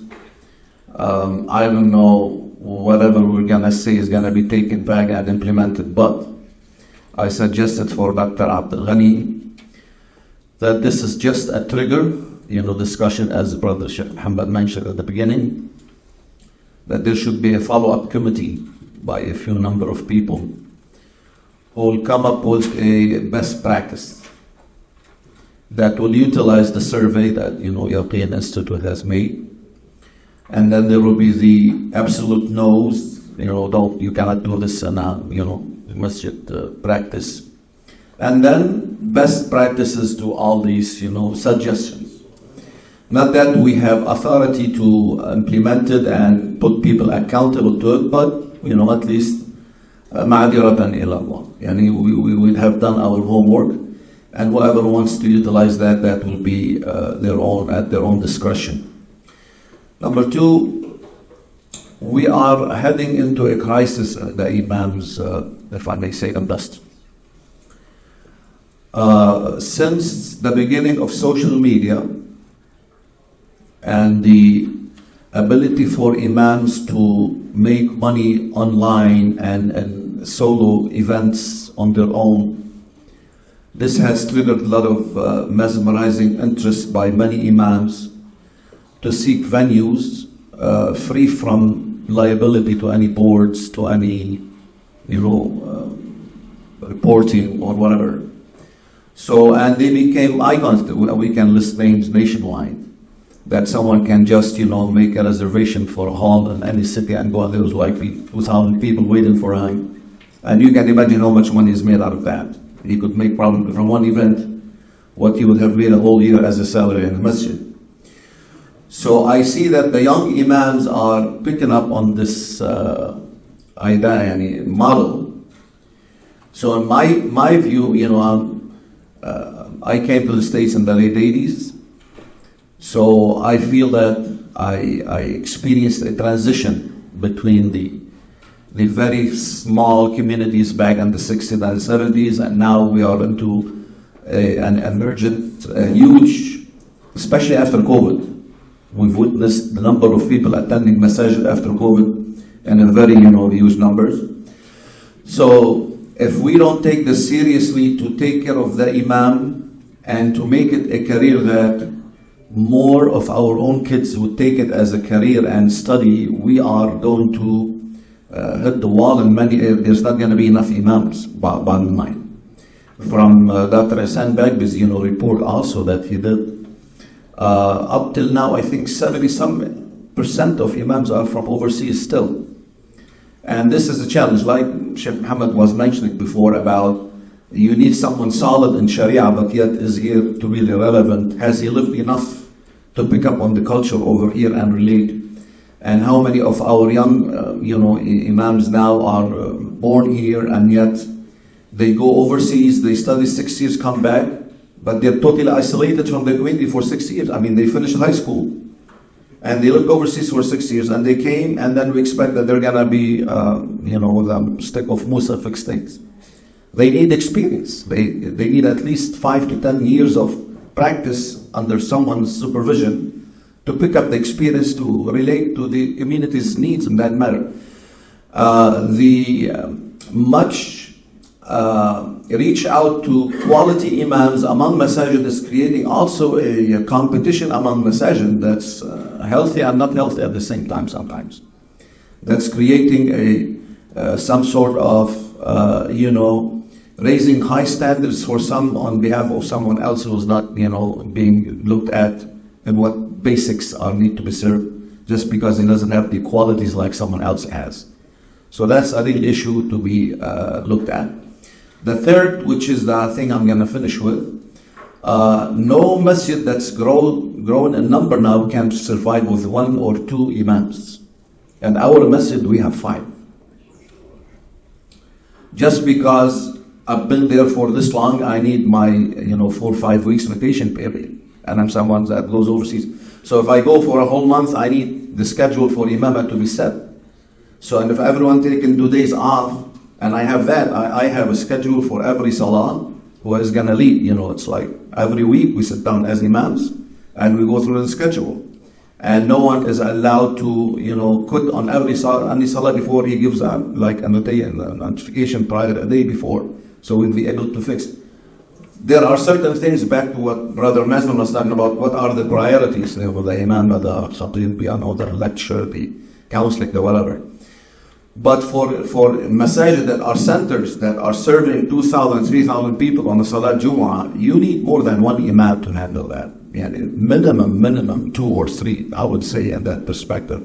And if not, we need to train the huffaz, young of our brothers who are able to take on the leadership of imam, not to be a faqih or someone who is answering, but at least to have the quality to lead imamah and have some study in fiqh, particularly in salah, to know the details of fiqh, of how to lead salah in case of sujood sahwi, a lot of these things that are related to be able to handle basic questions.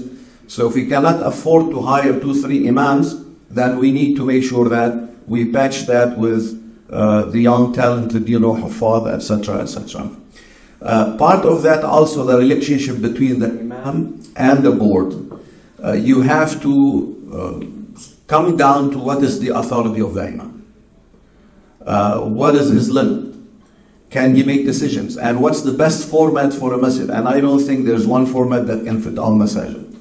There are masajid, they are run by the imam himself and is doing great.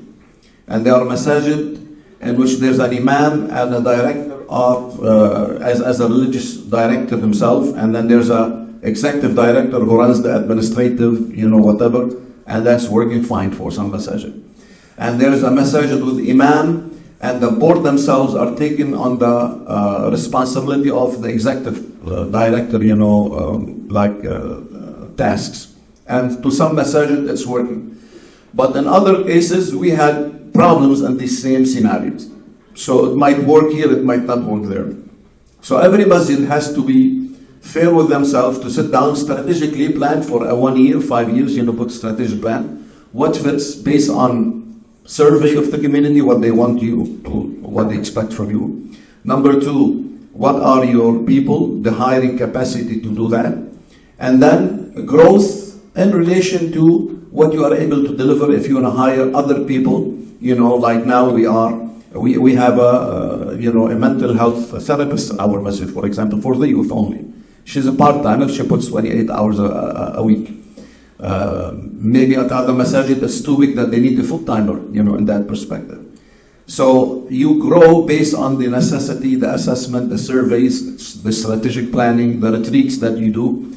Any masjid should do this on a daily basis, I mean on a yearly basis. Retreats, strategic planning, and coming back and reviewing the satisfaction level of FIMC. Are people happy with their job or not? I think these are more practical issues, but the most important one for me is that hopefully after this discussion, a group of people will come down, take these points, and put, based on the survey, based on what is not appropriate to be practiced, and then the best practices that we can think of, we can present to something else later on, inshallah ta'ala, wa barakallah fikum.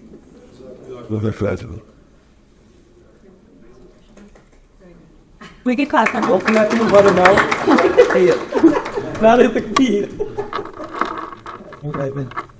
You know, Assalamu alaikum. The best part of going at the end is that most of the things have already been communicated, alhamdulillah, until you do that. You're dead. I'm not a one, so I don't know how to put it. You need that force. When you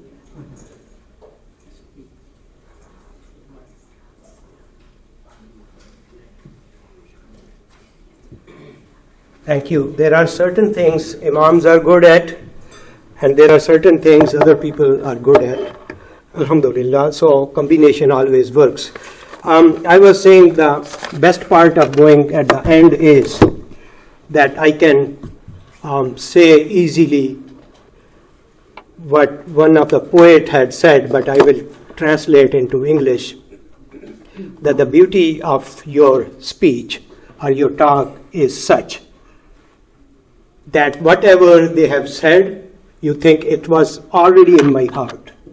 So basically, I will be speaking the same things in a different perspective, what they have said, but I will still focus more on the board's perspective, although you cannot talk in isolation when we are talking about imams, we are talking about executive director, we are talking about a school principal.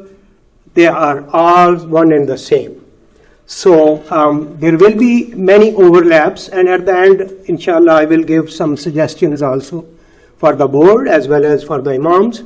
And as Imam Kifa said, that there should be a committee, and I think we should definitely, CIOGC should seriously think of making a committee and working on this seriously. I agree 100% on that.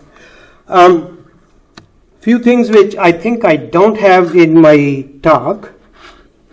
How does it work? How do I go down? Oh, okay. And those, before I go into my talk, few things which were talked. You know, in this country, United States of America, on average, people change 10 jobs in their life.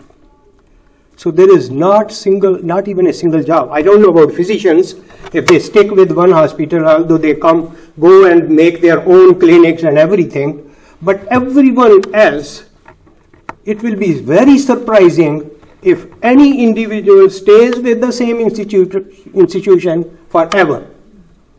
And that perhaps is the beauty of this country. It's a land of opportunities. Why do we want to stick with one only? We have to change according to the situations. Unfortunately, we combine the religious duties with our regular duties. When we talk about religious duties, I will be going there. Let me go back to my talk. But there were some questions I thought I could clarify those questions. But let's go back. So we have masajid, we have charity organizations, and we have schools. All three are one and the same. When we talk about masajid, we are talking about imam. When we are talking about executive director or CEO, we are talking about the charity organization. When we talk about principal, we are talking about school. The reason I put them all three are governed by the board of directors. All three. And believe me, Alhamdulillah, I have worked in all three of these. And that's why I'm putting them together and I'm telling you same issues everywhere. Imams, sorry to say, in general, they don't like the way board works. The principals don't like the way board works. And executive directors also don't like the way board works. It will be a great beauty if both of them work in harmony all the time. It doesn't happen. One is a legislating body and one is the body who have to take those legislation. Unfortunately, neither there is a training for the board, nor there is a training for the Imam.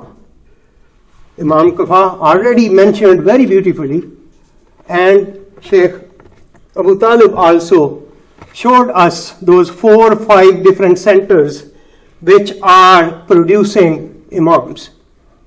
None of them in this country.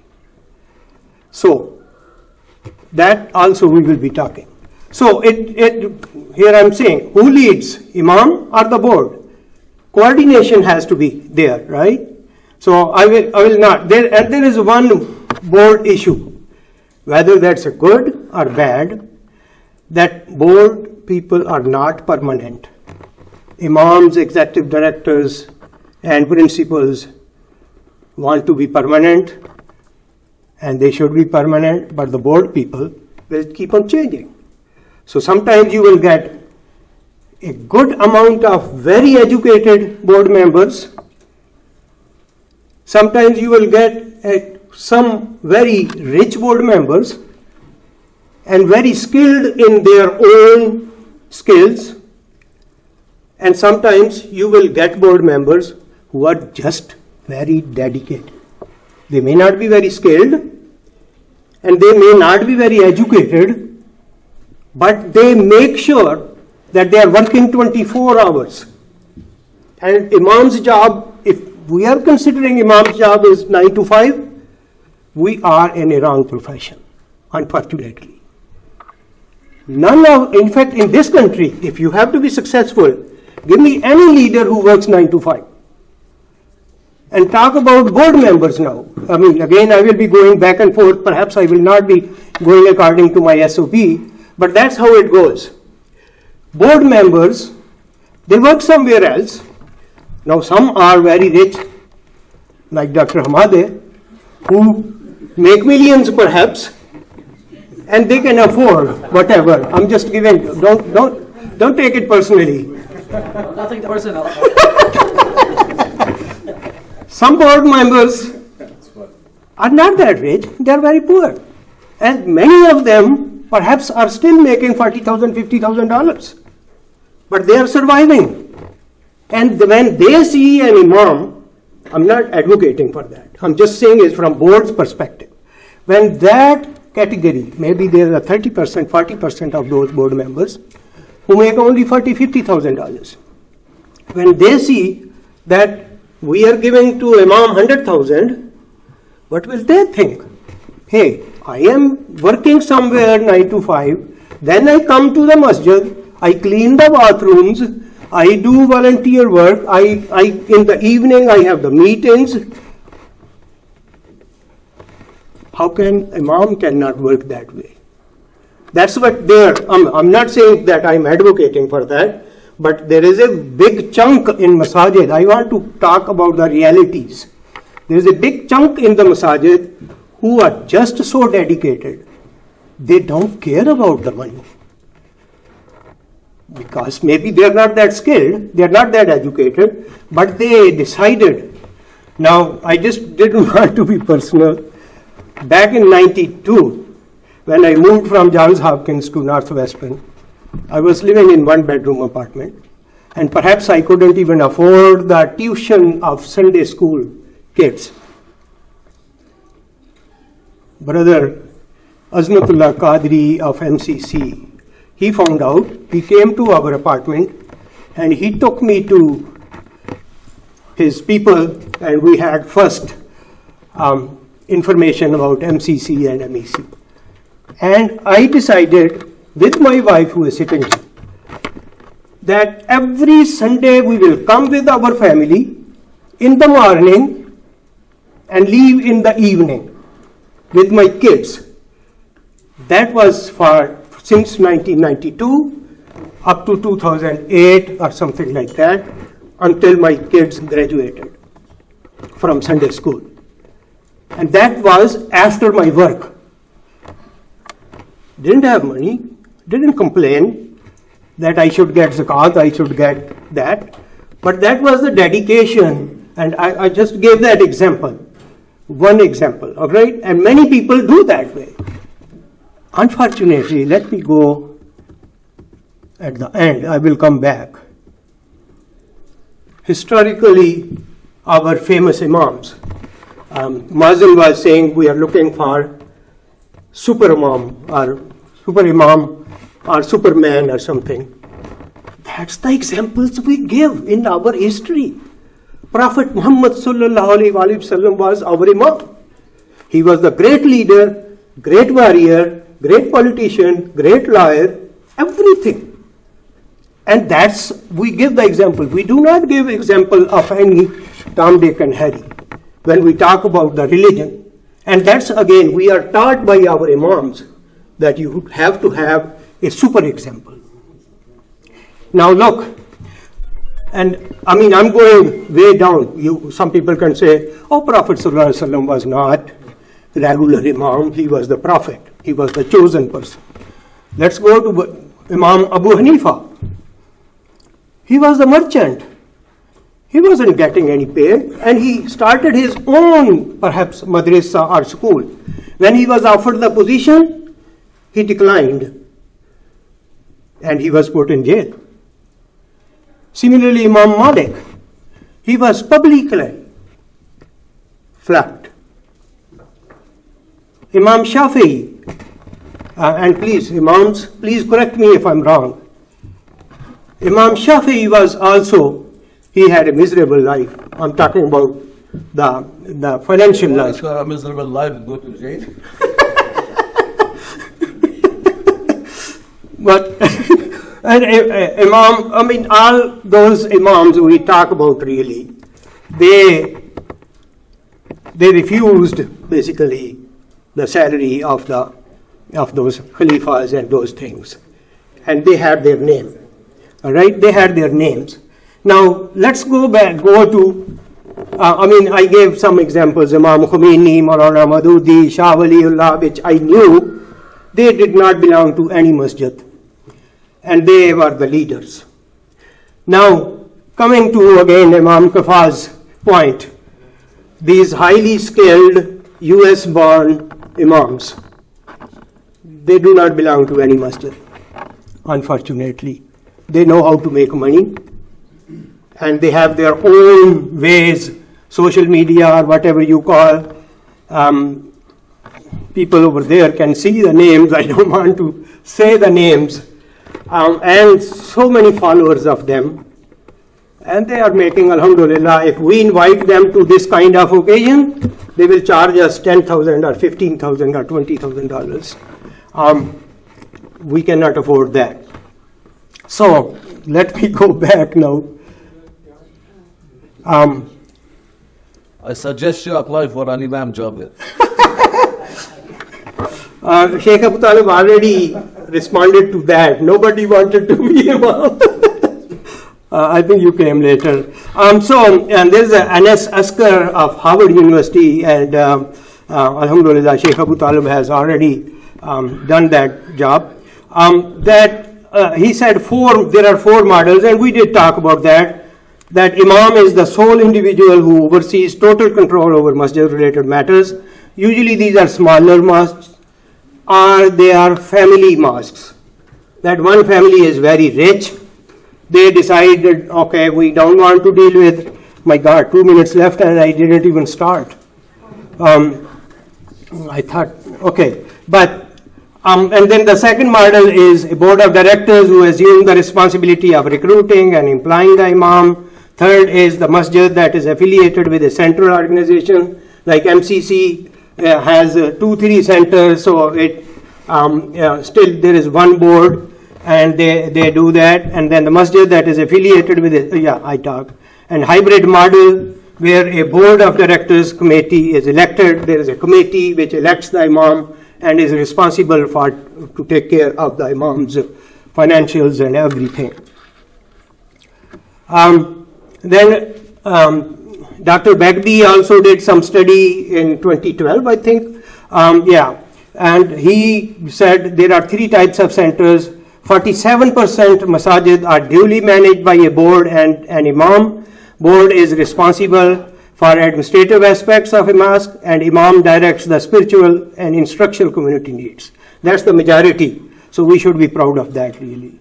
31%, he said, imam is the lone leader, which we already talked about it.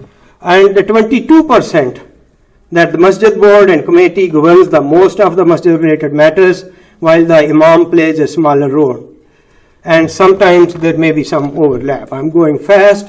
Now, this is also very interesting. Umar Usman did that study, and they said there are 4 types of imam and board scenarios.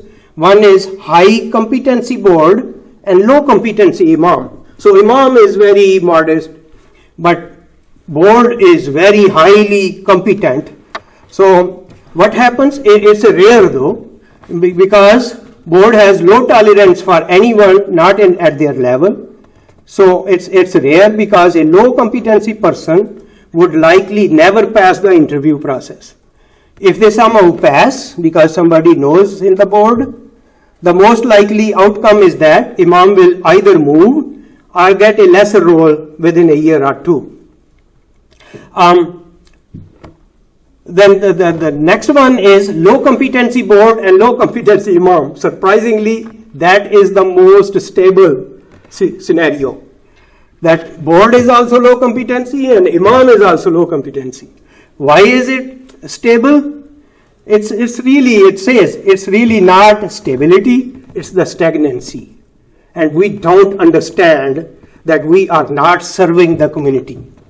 The stagnancy does not serve. It may be stable and people are so happy, but community does not develop in that. The next one is low competency board and high competency imam. And this is the scenario most of the time we hear from our imams. Because imams, mashallah, like Sheikh Abu Talib and Imam Kifa, they are so competent, but the masajid board are not that competent, and that's what you hear. And that is the main problem, really. And then high competency board, high competency imam, that again, it seems to be ideal, but it's not stable. It's not stable because the ego comes, unfortunately, from both sides. Imam thinks,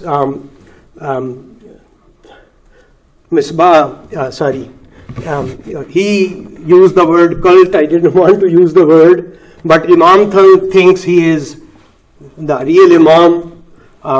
Real Imam means like a prophet, and board thinks we know more than the Imam, and clash comes, ego comes, and that's also not stable. Going quickly, so these are the issues. There is no adequate training for imams, and there is no adequate training for the board. I'm talking both. When I say adequate training, imams are very good in Sharia, alhamdulillah, fiqh, Sharia, all those things. But what we talked about, Imam already talked about, the social issues. There is no training anywhere. Maybe I'm wrong, but there is no training like, now we are, alhamdulillah, slowly we are moving towards that. With time it will be evolved. But right now in those outside institutions, there is no such training. And when we advertise for imam position, still at this point, 60% of the applications come from abroad, Middle East, mostly Al-Azhar University. And they don't even write any single word of English. They send us all in Arabic. And then the 20% resumes or 30% comes from Southeast Asia, Pakistan, India, Bangladesh, those areas, and 10% from here, from this country. the American-born imams. So we are still having imams which are imported basically. And those imams lack cultural issues of this country. Imam already talked about it. Some more, okay, job description, I already talked about it. If you have seen job description of an imam when we advertise, what is the number one job description? Leading prayers, right? What? Yeah, leading prayers. Is that a job description? Is it not our obligation? I will hand it. No. It's something's trying to connect. Oh, okay. That should not be job description, right? I mean, we pray 5 times. What if I lead those 5 prayers? I'm not saying anything except Allahu Akbar and this and that. I know how to pray, right? But that is the number one job description, and that starts from there, the conflict. I mean, some say 5 daily prayers, but some say 3 prayers with bil jahr. Those definitely. But that should not be really an obligation as such, but that's how it is. But board, lack of professionalism and clear path outlined by the board. And average age of a board member, that's surprising. I think 52 is not even good, maybe it's a 60. But that's the old people in general. Young people are not there. Lack of knowledge of organization rules, I will just take 50 seconds, inshallah. Yeah, I will. Lack of training, I'm not going into detail, I will answer the questions. Some suggestions, solutions. An Imam internship program that would be paid for by the hosting institution. I did not hear from anyone, but when hire an Imam, they should really give that Imam some internship program paid by that institution. For Imams, participate in meetings with the board and committee members. Although they can say it will be a burnout issue.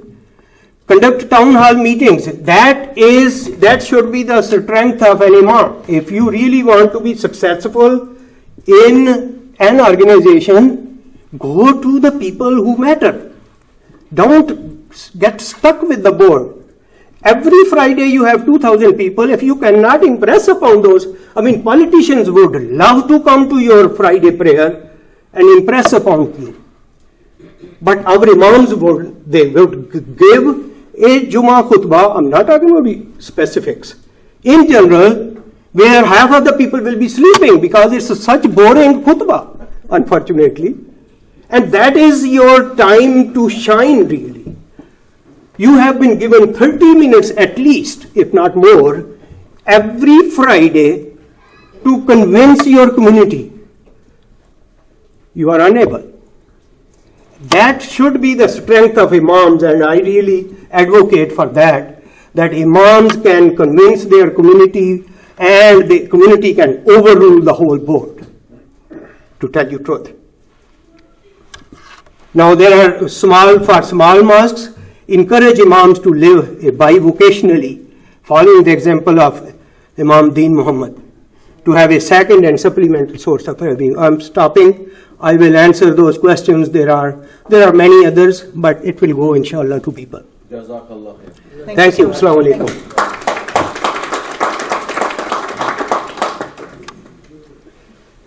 So we'll move into the Q&A questions. So then we can go what? Oh yeah, show him. You can just thank you so much. Yeah, he's. Before I move on to the Q&A, I'm going to take a brief moment to thank the team of CIOGC, especially Sister Aisha, who's our operating director, her staff members, and all the others who are involved in putting this workshop together. Thank you so much, CIOGC, for doing this for all the massages. I'm actually liking this mic better, so I'm just going to use this. Let's go on to the question and answer. We had about 65 people register for this workshop. May I have the hands of how many imams do we have in this crowd today?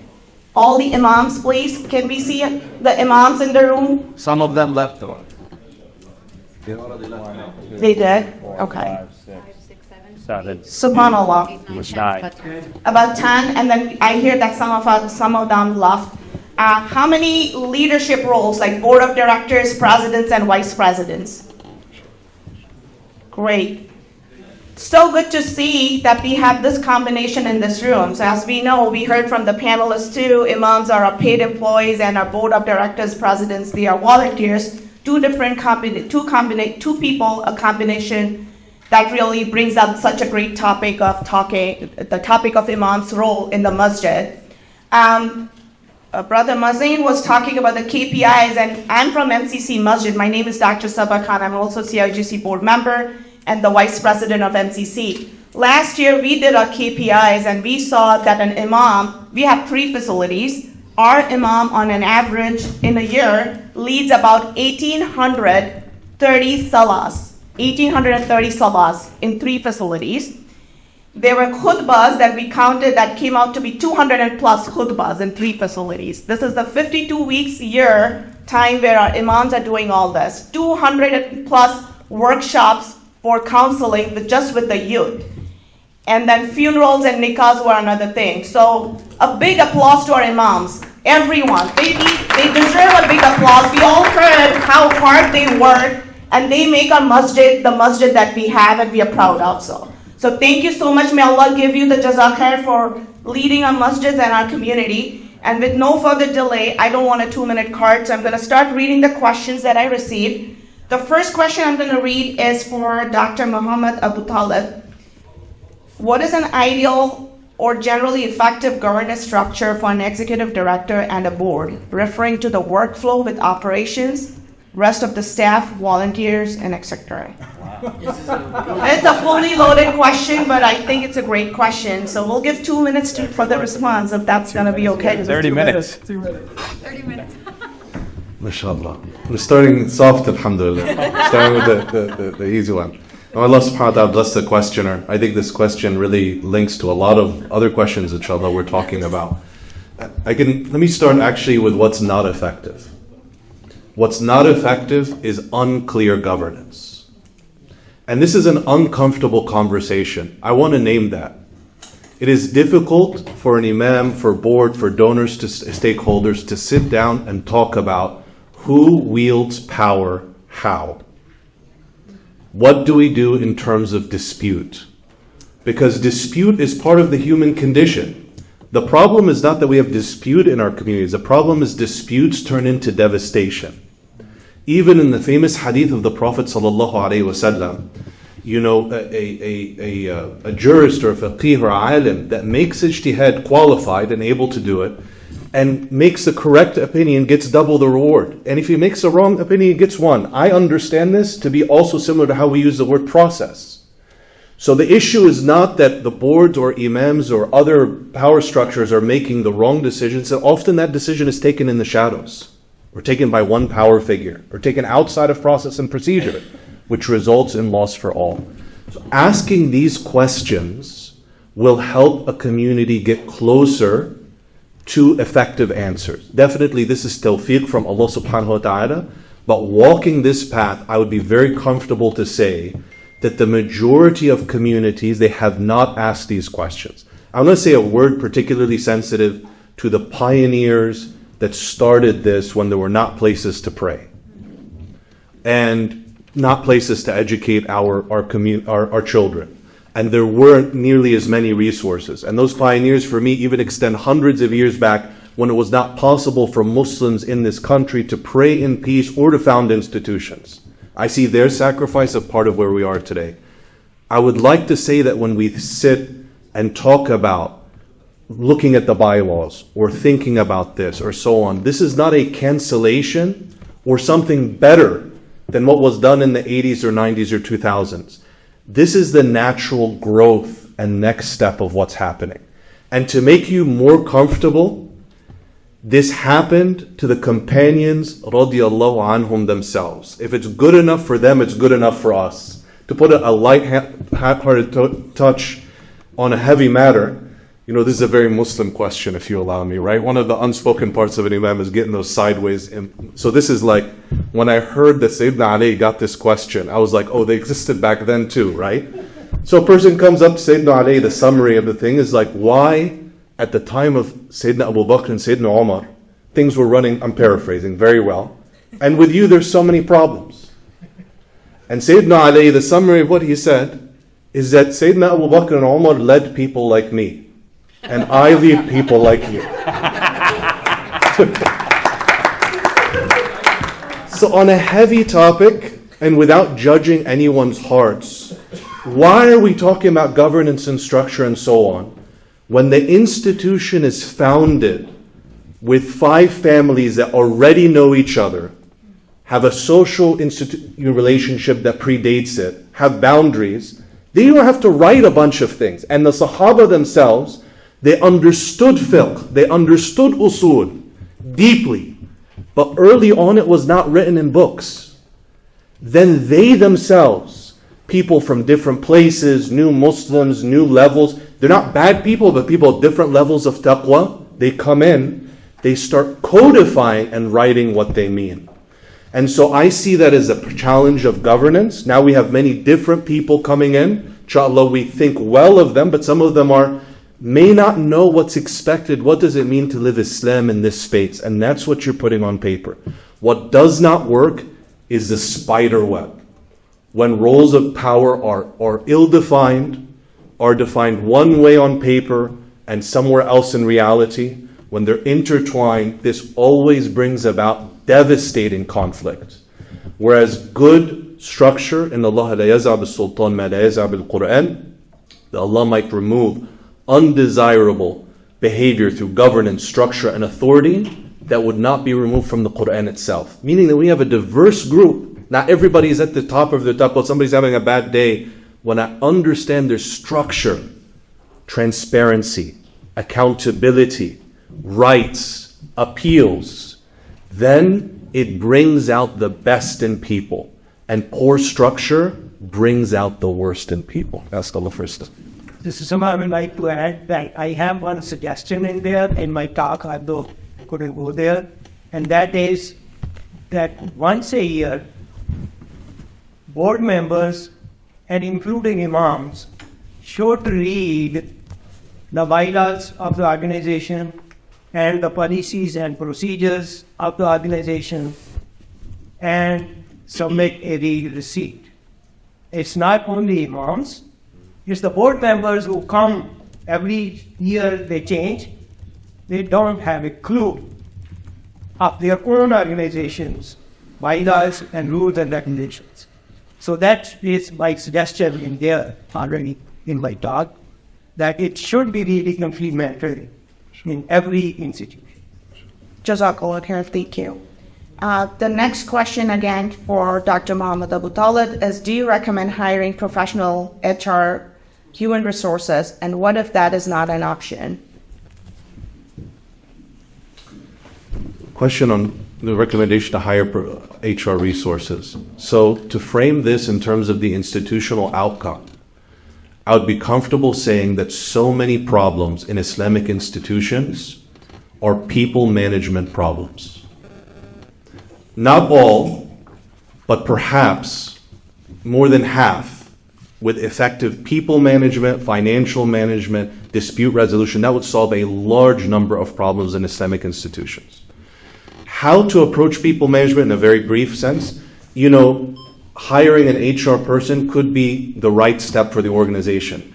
But if the organization is not there, what I would suggest is thinking about other ways to serve that function, right? And there are ways besides hiring full-time HR people. You, for example, consider part-time structures. There are institutions that contract out HR functions used very commonly in businesses that are starting out. And so you may consider that if it's just not the time for the organization to worry about, bringing in payrolls, you could do that and then build it into the organization. And training as part of a professional management is extraordinarily important. And I want to suggest this is a moment to claim and shine our Islamic ethics. there is little that gives me more pain in my life than to hear, this is not just imams or Islamic institutions, but to hear that somebody's praying 5 days or somebody's working at the masjid and they're not paid on time, or they're not paid according to contractually accept. This is not just for imams, but for everyone. This is Islamically unacceptable. And our businesses and institutions should be showing these ethics, this consideration of people management through contracting, through consulting, through part-time or full-time hires, and through training your managers and refreshing that training on how to deal with that, how to avoid fault lines, can be from the most beneficial investments for the organization. The next question is for Brother Tabriz. What do you recommend as a reasonable housing allowance for imams in Chicagoland area? 50K. So as I mentioned in my presentation, the housing allowance can vary zip code to zip code, right? So what the housing allowance may be for the Imam here in Meccan Center is very different than the housing allowance for someone in Morton Grove, right? So again, the Imam should go ahead and come up with a reasonable compensation based on where they're living and what their actual housing expenses are and present it to the board. Many times the board will actually come and try to dispute that, right? And I just remind the board that, hey, as long as it seems reasonable, the burden of proof is actually on the Imam, not the organization, right? So unfortunately, there is no right or wrong number. It varies zip code to zip code. Even within Chicagoland, Morton Grove, Mecca, Des Plaines, actually MCC, Chicago area are going to be all different housing allowances. For Dr. Brother Mazain, if I'm saying your name correctly. Mazain. Okay. Do you have a template for a job contract that can be shared with us with the Imam and the board? A job contract with Imam for the board? No. No, I do actually. I have this dream of one day writing a book about governance for Islamic centers. And in that dream of mine, there's an appendix, and in that appendix there are sample policies and procedures, board manual, sample bylaws, sample Imam contract, and this is a dream, and a written dream. And I just turned 50, so inshallah, when I hit 70, 75, we'll get to it.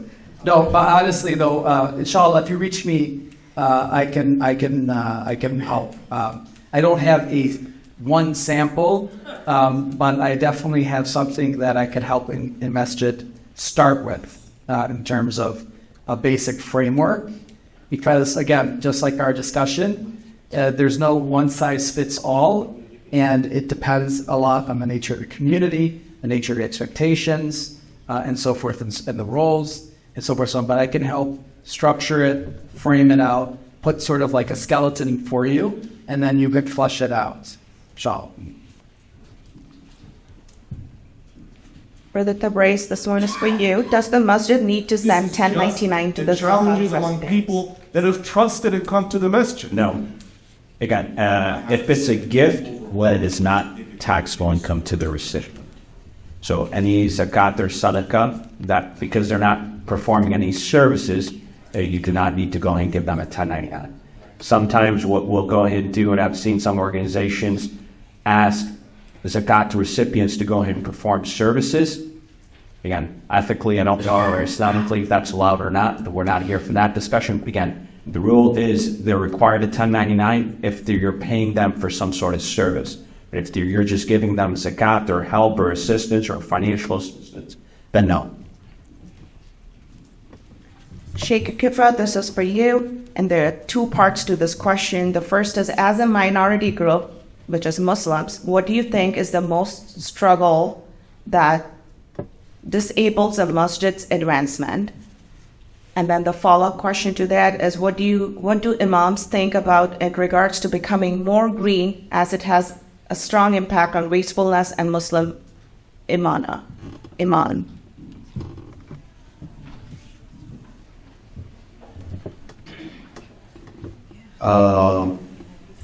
For the minority group in the masjid, it has it has its pros and cons. Sometimes the minority group in a masjid builds a stronger social relationship among themselves, which could be also nourished by the imam, be part of that. The imam should serve across the board all the community members that are attending this masjid. The masjid that I serve at is 90% not just Arab, purely Palestinian people. I'm Lebanese, there's not even one, there's one Lebanese guy. There's one Lebanese.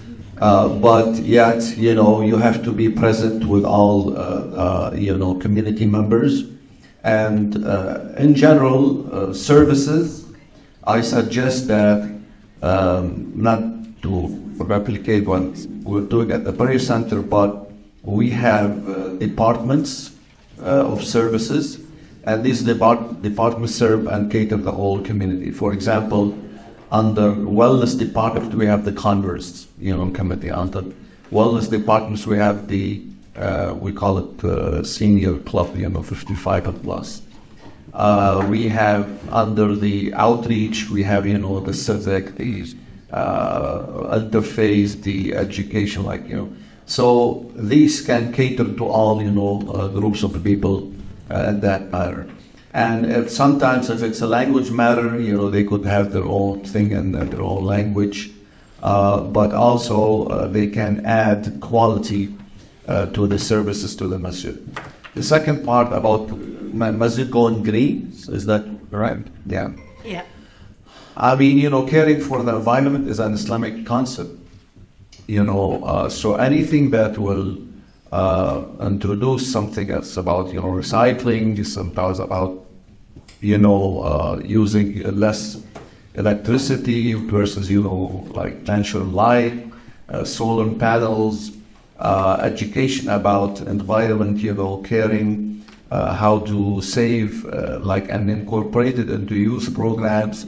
It will all be good. When I was at the Mass Foundation was the first masjid that, implemented solar panels to run some of the bills of the masjid, to be like saving electricity. When they did the expansion of the masjid, they incorporated a lot of light in that. So all these things can come into a quality type of education, and there's a lot of contact in Islamic perspective for that. Back to the question about the contract, and I would love to share. I shared our contracts and our job descriptions for all imams, for all assistant imams, for all youth imams, for all administrative, people. I'll be more than happy to share our own, contracts and the details with you. I believe this should be open to everyone. Anyone who would like to come and ask, I'll just forward it to them. And this is something we are proud to. We learn and then we share with other people, inshallah. This question is for Dr. Server Nasser. Do you think that there should be a lifetime members on the board?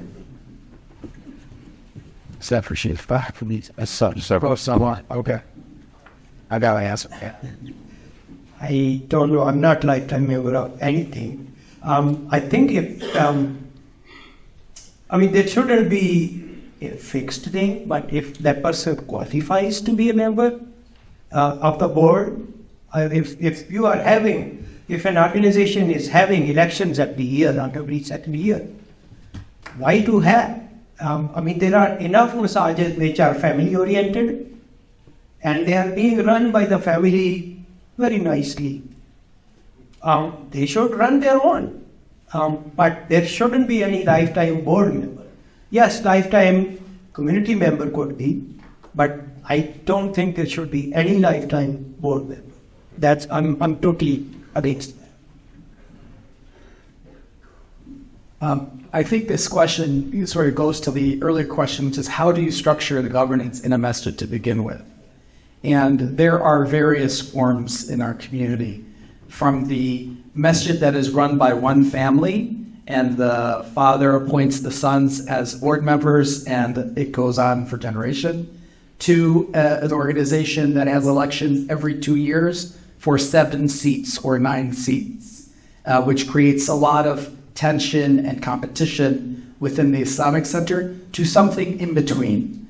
I happen to think that Mecca Center, mashallah, has a very smart structure. It's somewhat complicated, but I could get into it in some detail. I've looked at this for a number of masajid, and I think you want to find a middle ground between representation from the community, the attendees, sometimes referred to as the congregation of the masjid, and longer term, committed, strongly invested individuals, whether financial or time or talent, that have a long view of the trajectory of the masjid and bring a level of stability. So finding a mix between the two, I think, is the objective. And we could spend a whole session, and maybe we will have a session around this topic in the future, inshallah, because it's a big topic. I want to add one more thing in there, that Kemardas of all male board members is a disaster. So if there are any mosques who are having all male board members, they should seriously think, and imams should give their input also. There should be a model of women in there, and there should be a model of youth in there. That will have a much better effect overall in your governance moving forward also. But if you are talking about only 50% of the population, that only male should be in the mosque and in the board, we're not going anywhere. Thank you, Dr. Srinathar. You actually addressed something that I was going to ask as the next question. We at MCC, we have a Religious Affairs Council. So one structure of the Religious Affairs Council is we have a religious scholar who's the main person of that council. And then we have different imams under that religious scholar. And that could be a full-time imam, a part-time imam, and women alima too. Throughout the whole presentation, I did not hear anything about a women alima. I know a woman can be an imam in the masjid, but are there masajids in the United States where we see women in this role officially appointed just to counsel women of the community or give religious, directions when they have issues? And I guess you will be the person who can answer this for us, please. Thank you. Bismillah. So, very appreciative for this question to be brought up and Dr. Sabra's comments on it. So, I think this question speaks to the heart of what we mean by imam and what we mean by masjid. Remember that in Arabic, imam comes from leadership, and the most basic meaning of imam is prayer leadership. And in many parts of the world, that is understood to be the main job. In some parts of the Muslim world, the imam does not give khutbah. Many imams are full-time imams that do not give khutbah, much less counseling and so on. So actually, sometimes we think of the masjid in America, if I may be plain, as like the distant small cousin of the real masjid overseas, like the big one that's much grander and bigger. In fact, in terms of function, the masjid in America is much closer to al Masjid al-Nabawi, where many things are under one roof. In Muslim countries with different governance structure, It's somebody else. so in Muslim countries, they have matured as institutions. And so if you count, earlier, I think Brother Rez's presentation, he was counting the different things that imams are asked to do. In maybe 13 to 15, I have some unpublished work that looks at more than 13 institutions with their staffs overseas that are all under the umbrella of the masjid. So while keeping an authentic, normative, orthodox understanding of Islam, men and women are both qualified to lead prayer. In mixed gatherings, men lead gatherings of men and women, all through the end of the fiqh. When you look at so many of the other roles, men and women are both qualified. So something that a community or a board can do is conceive of job titles and structures that promote women's involvement. And let me be very clear, especially in the area of counseling and mental health, many undesirable problems, in my perspective, would be solved if there were more women to take care of women, particularly in vulnerable situations. What I mean by that is when somebody's going through a hard time, we don't believe that any ethnicity or language or man or woman is better or closer to Allah. But they're allowed to say, right now in my marriage, I want to speak to another woman, or I want to speak to a man, or I want to speak in this language. As long as you don't believe that that's better than anything else. So because of a restriction that's not in our deen, many imams are asked to do a large amount of counseling, not necessarily as a focus or a training or a passion, but because who else would do that? But understand, in large organizations in particular, this brings many potential undesirable harms. Sometimes it's good to get advice from someone that's also not the public star figure on the minbar, or that's not related in a business trend. This is not to say that imams can't counsel. It's to say that asking these questions are very healthy. How has this been done? In short, some pioneering communities have used resident scholar positions as a way to employ women. Others have used youth directors, or even had youth directors for girls that aren't exclusively open to women. Therapists, chaplains, counselors, and religious scholarship, and even iftat for qualified alimat. Many functions are very, very open to professionalization with women involved. And then outside of the religious specialization, as Dr. Salwa mentioned, having promotion of women in areas like board representation, thinking about diversity and inclusion in executives will ultimately make a more representative, more diverse, stronger institution. Wallahu a'lam. Jazakallah khair. We'll wrap up this question and answers now. If people have any more questions or need contact information of any of our panelists, please email us at info@ciogc.org, and we will also send attendees a copy of the presentation if they would like to get that. And with that, thank you so much all the panelists too. This was very good interactive Q&A. There is a survey card on your table. If you may please help CIOGC do better. There's always room for improvement. I know we always excel our programs. We do, mashallah. But we will take your feedback and try to be better and better as much as we can. Jazakallah. Thank you so much, everybody. We're going to end with Dr. Hamadeh. Dr. Abdul Ghani Hamadeh is going to say a few words in closing. Just want to thank everybody for coming. It was really beneficial. We're just all working towards, Okay. Assalamu alaikum. May Allah accept all. So I know it's been a long time, and there's nothing that stands between you and going home except for me. I know it's been a long So I'm going to make it very short. First of all, thank you all, the panel. This is, mashallah, a great presentation, a great panel. This is, mashallah, a great Sheikh Talib, presentation, and a great Kifahi is not here, and all the panelists. Jazakumullah khair, Tabriz, and Brother Sarwar. Sarwar serves as the Vice Chair of Council, but he doesn't know my financial situation, so. Vice Chair of the Council. But I can tell you, as far as the Council is concerned, we're not million, so we need help. So I'm here to pitch for the council, the CIOGC. So we need I just want to say the council is your organization. Our strength comes from you. And one other comment I have for the imams. From you. There is the masjids, all organizations will not work without the imams. The imams are the backbone of an organization. And this is one of the reasons we have an imam council. But we also are trying to strengthen the imam and the imam councils and have support groups for our imams because they really deserve it, and since they are the most important people in the masajid, then they need all the support that we can give them. And whether it's financial or support, psychological or social or any other way.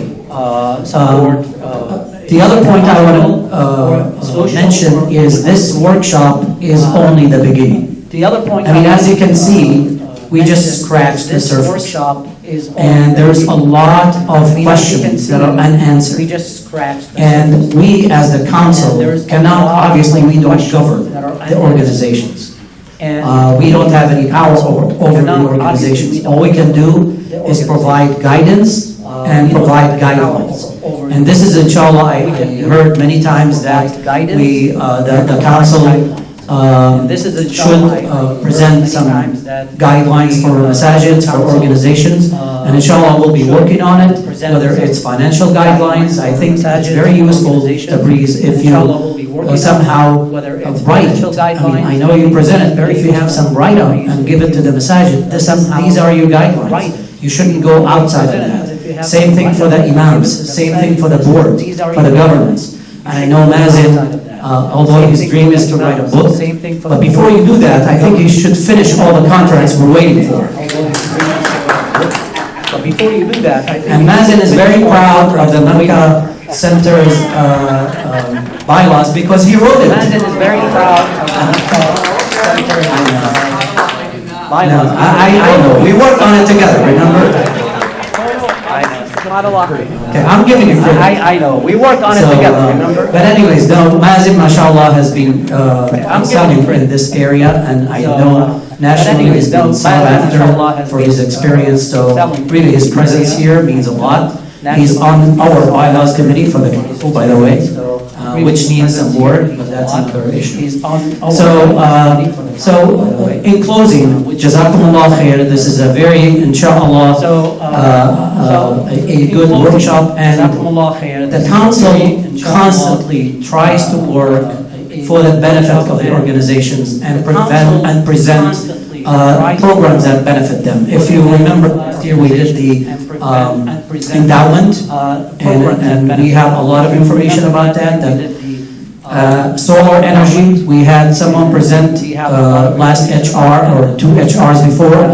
Many of the organizations actually qualify for government subsidies for solar energy.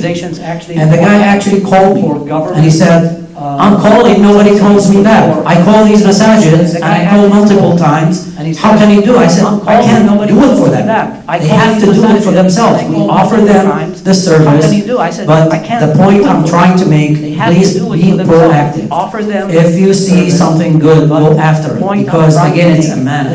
It's amana on us, whoever says I'm a board member or I am an administrator, to save money of the community and to improve the conditions of your own organization. So please, we always struggle with you guys to have your own organization. So please, we also do we contact. always struggle. So we always send these messages that please give us the right contact. Maybe we're contacting the wrong person.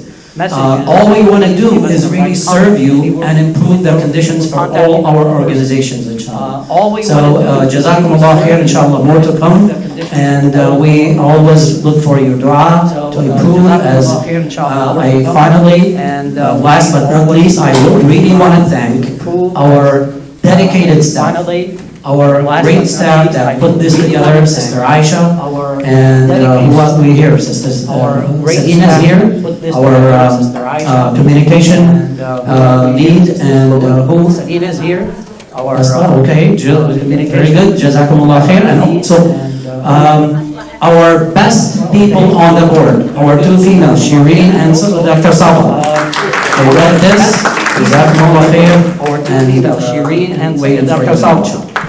They led this, Jazakumullah khair, and waiting for you, done, inshallah. This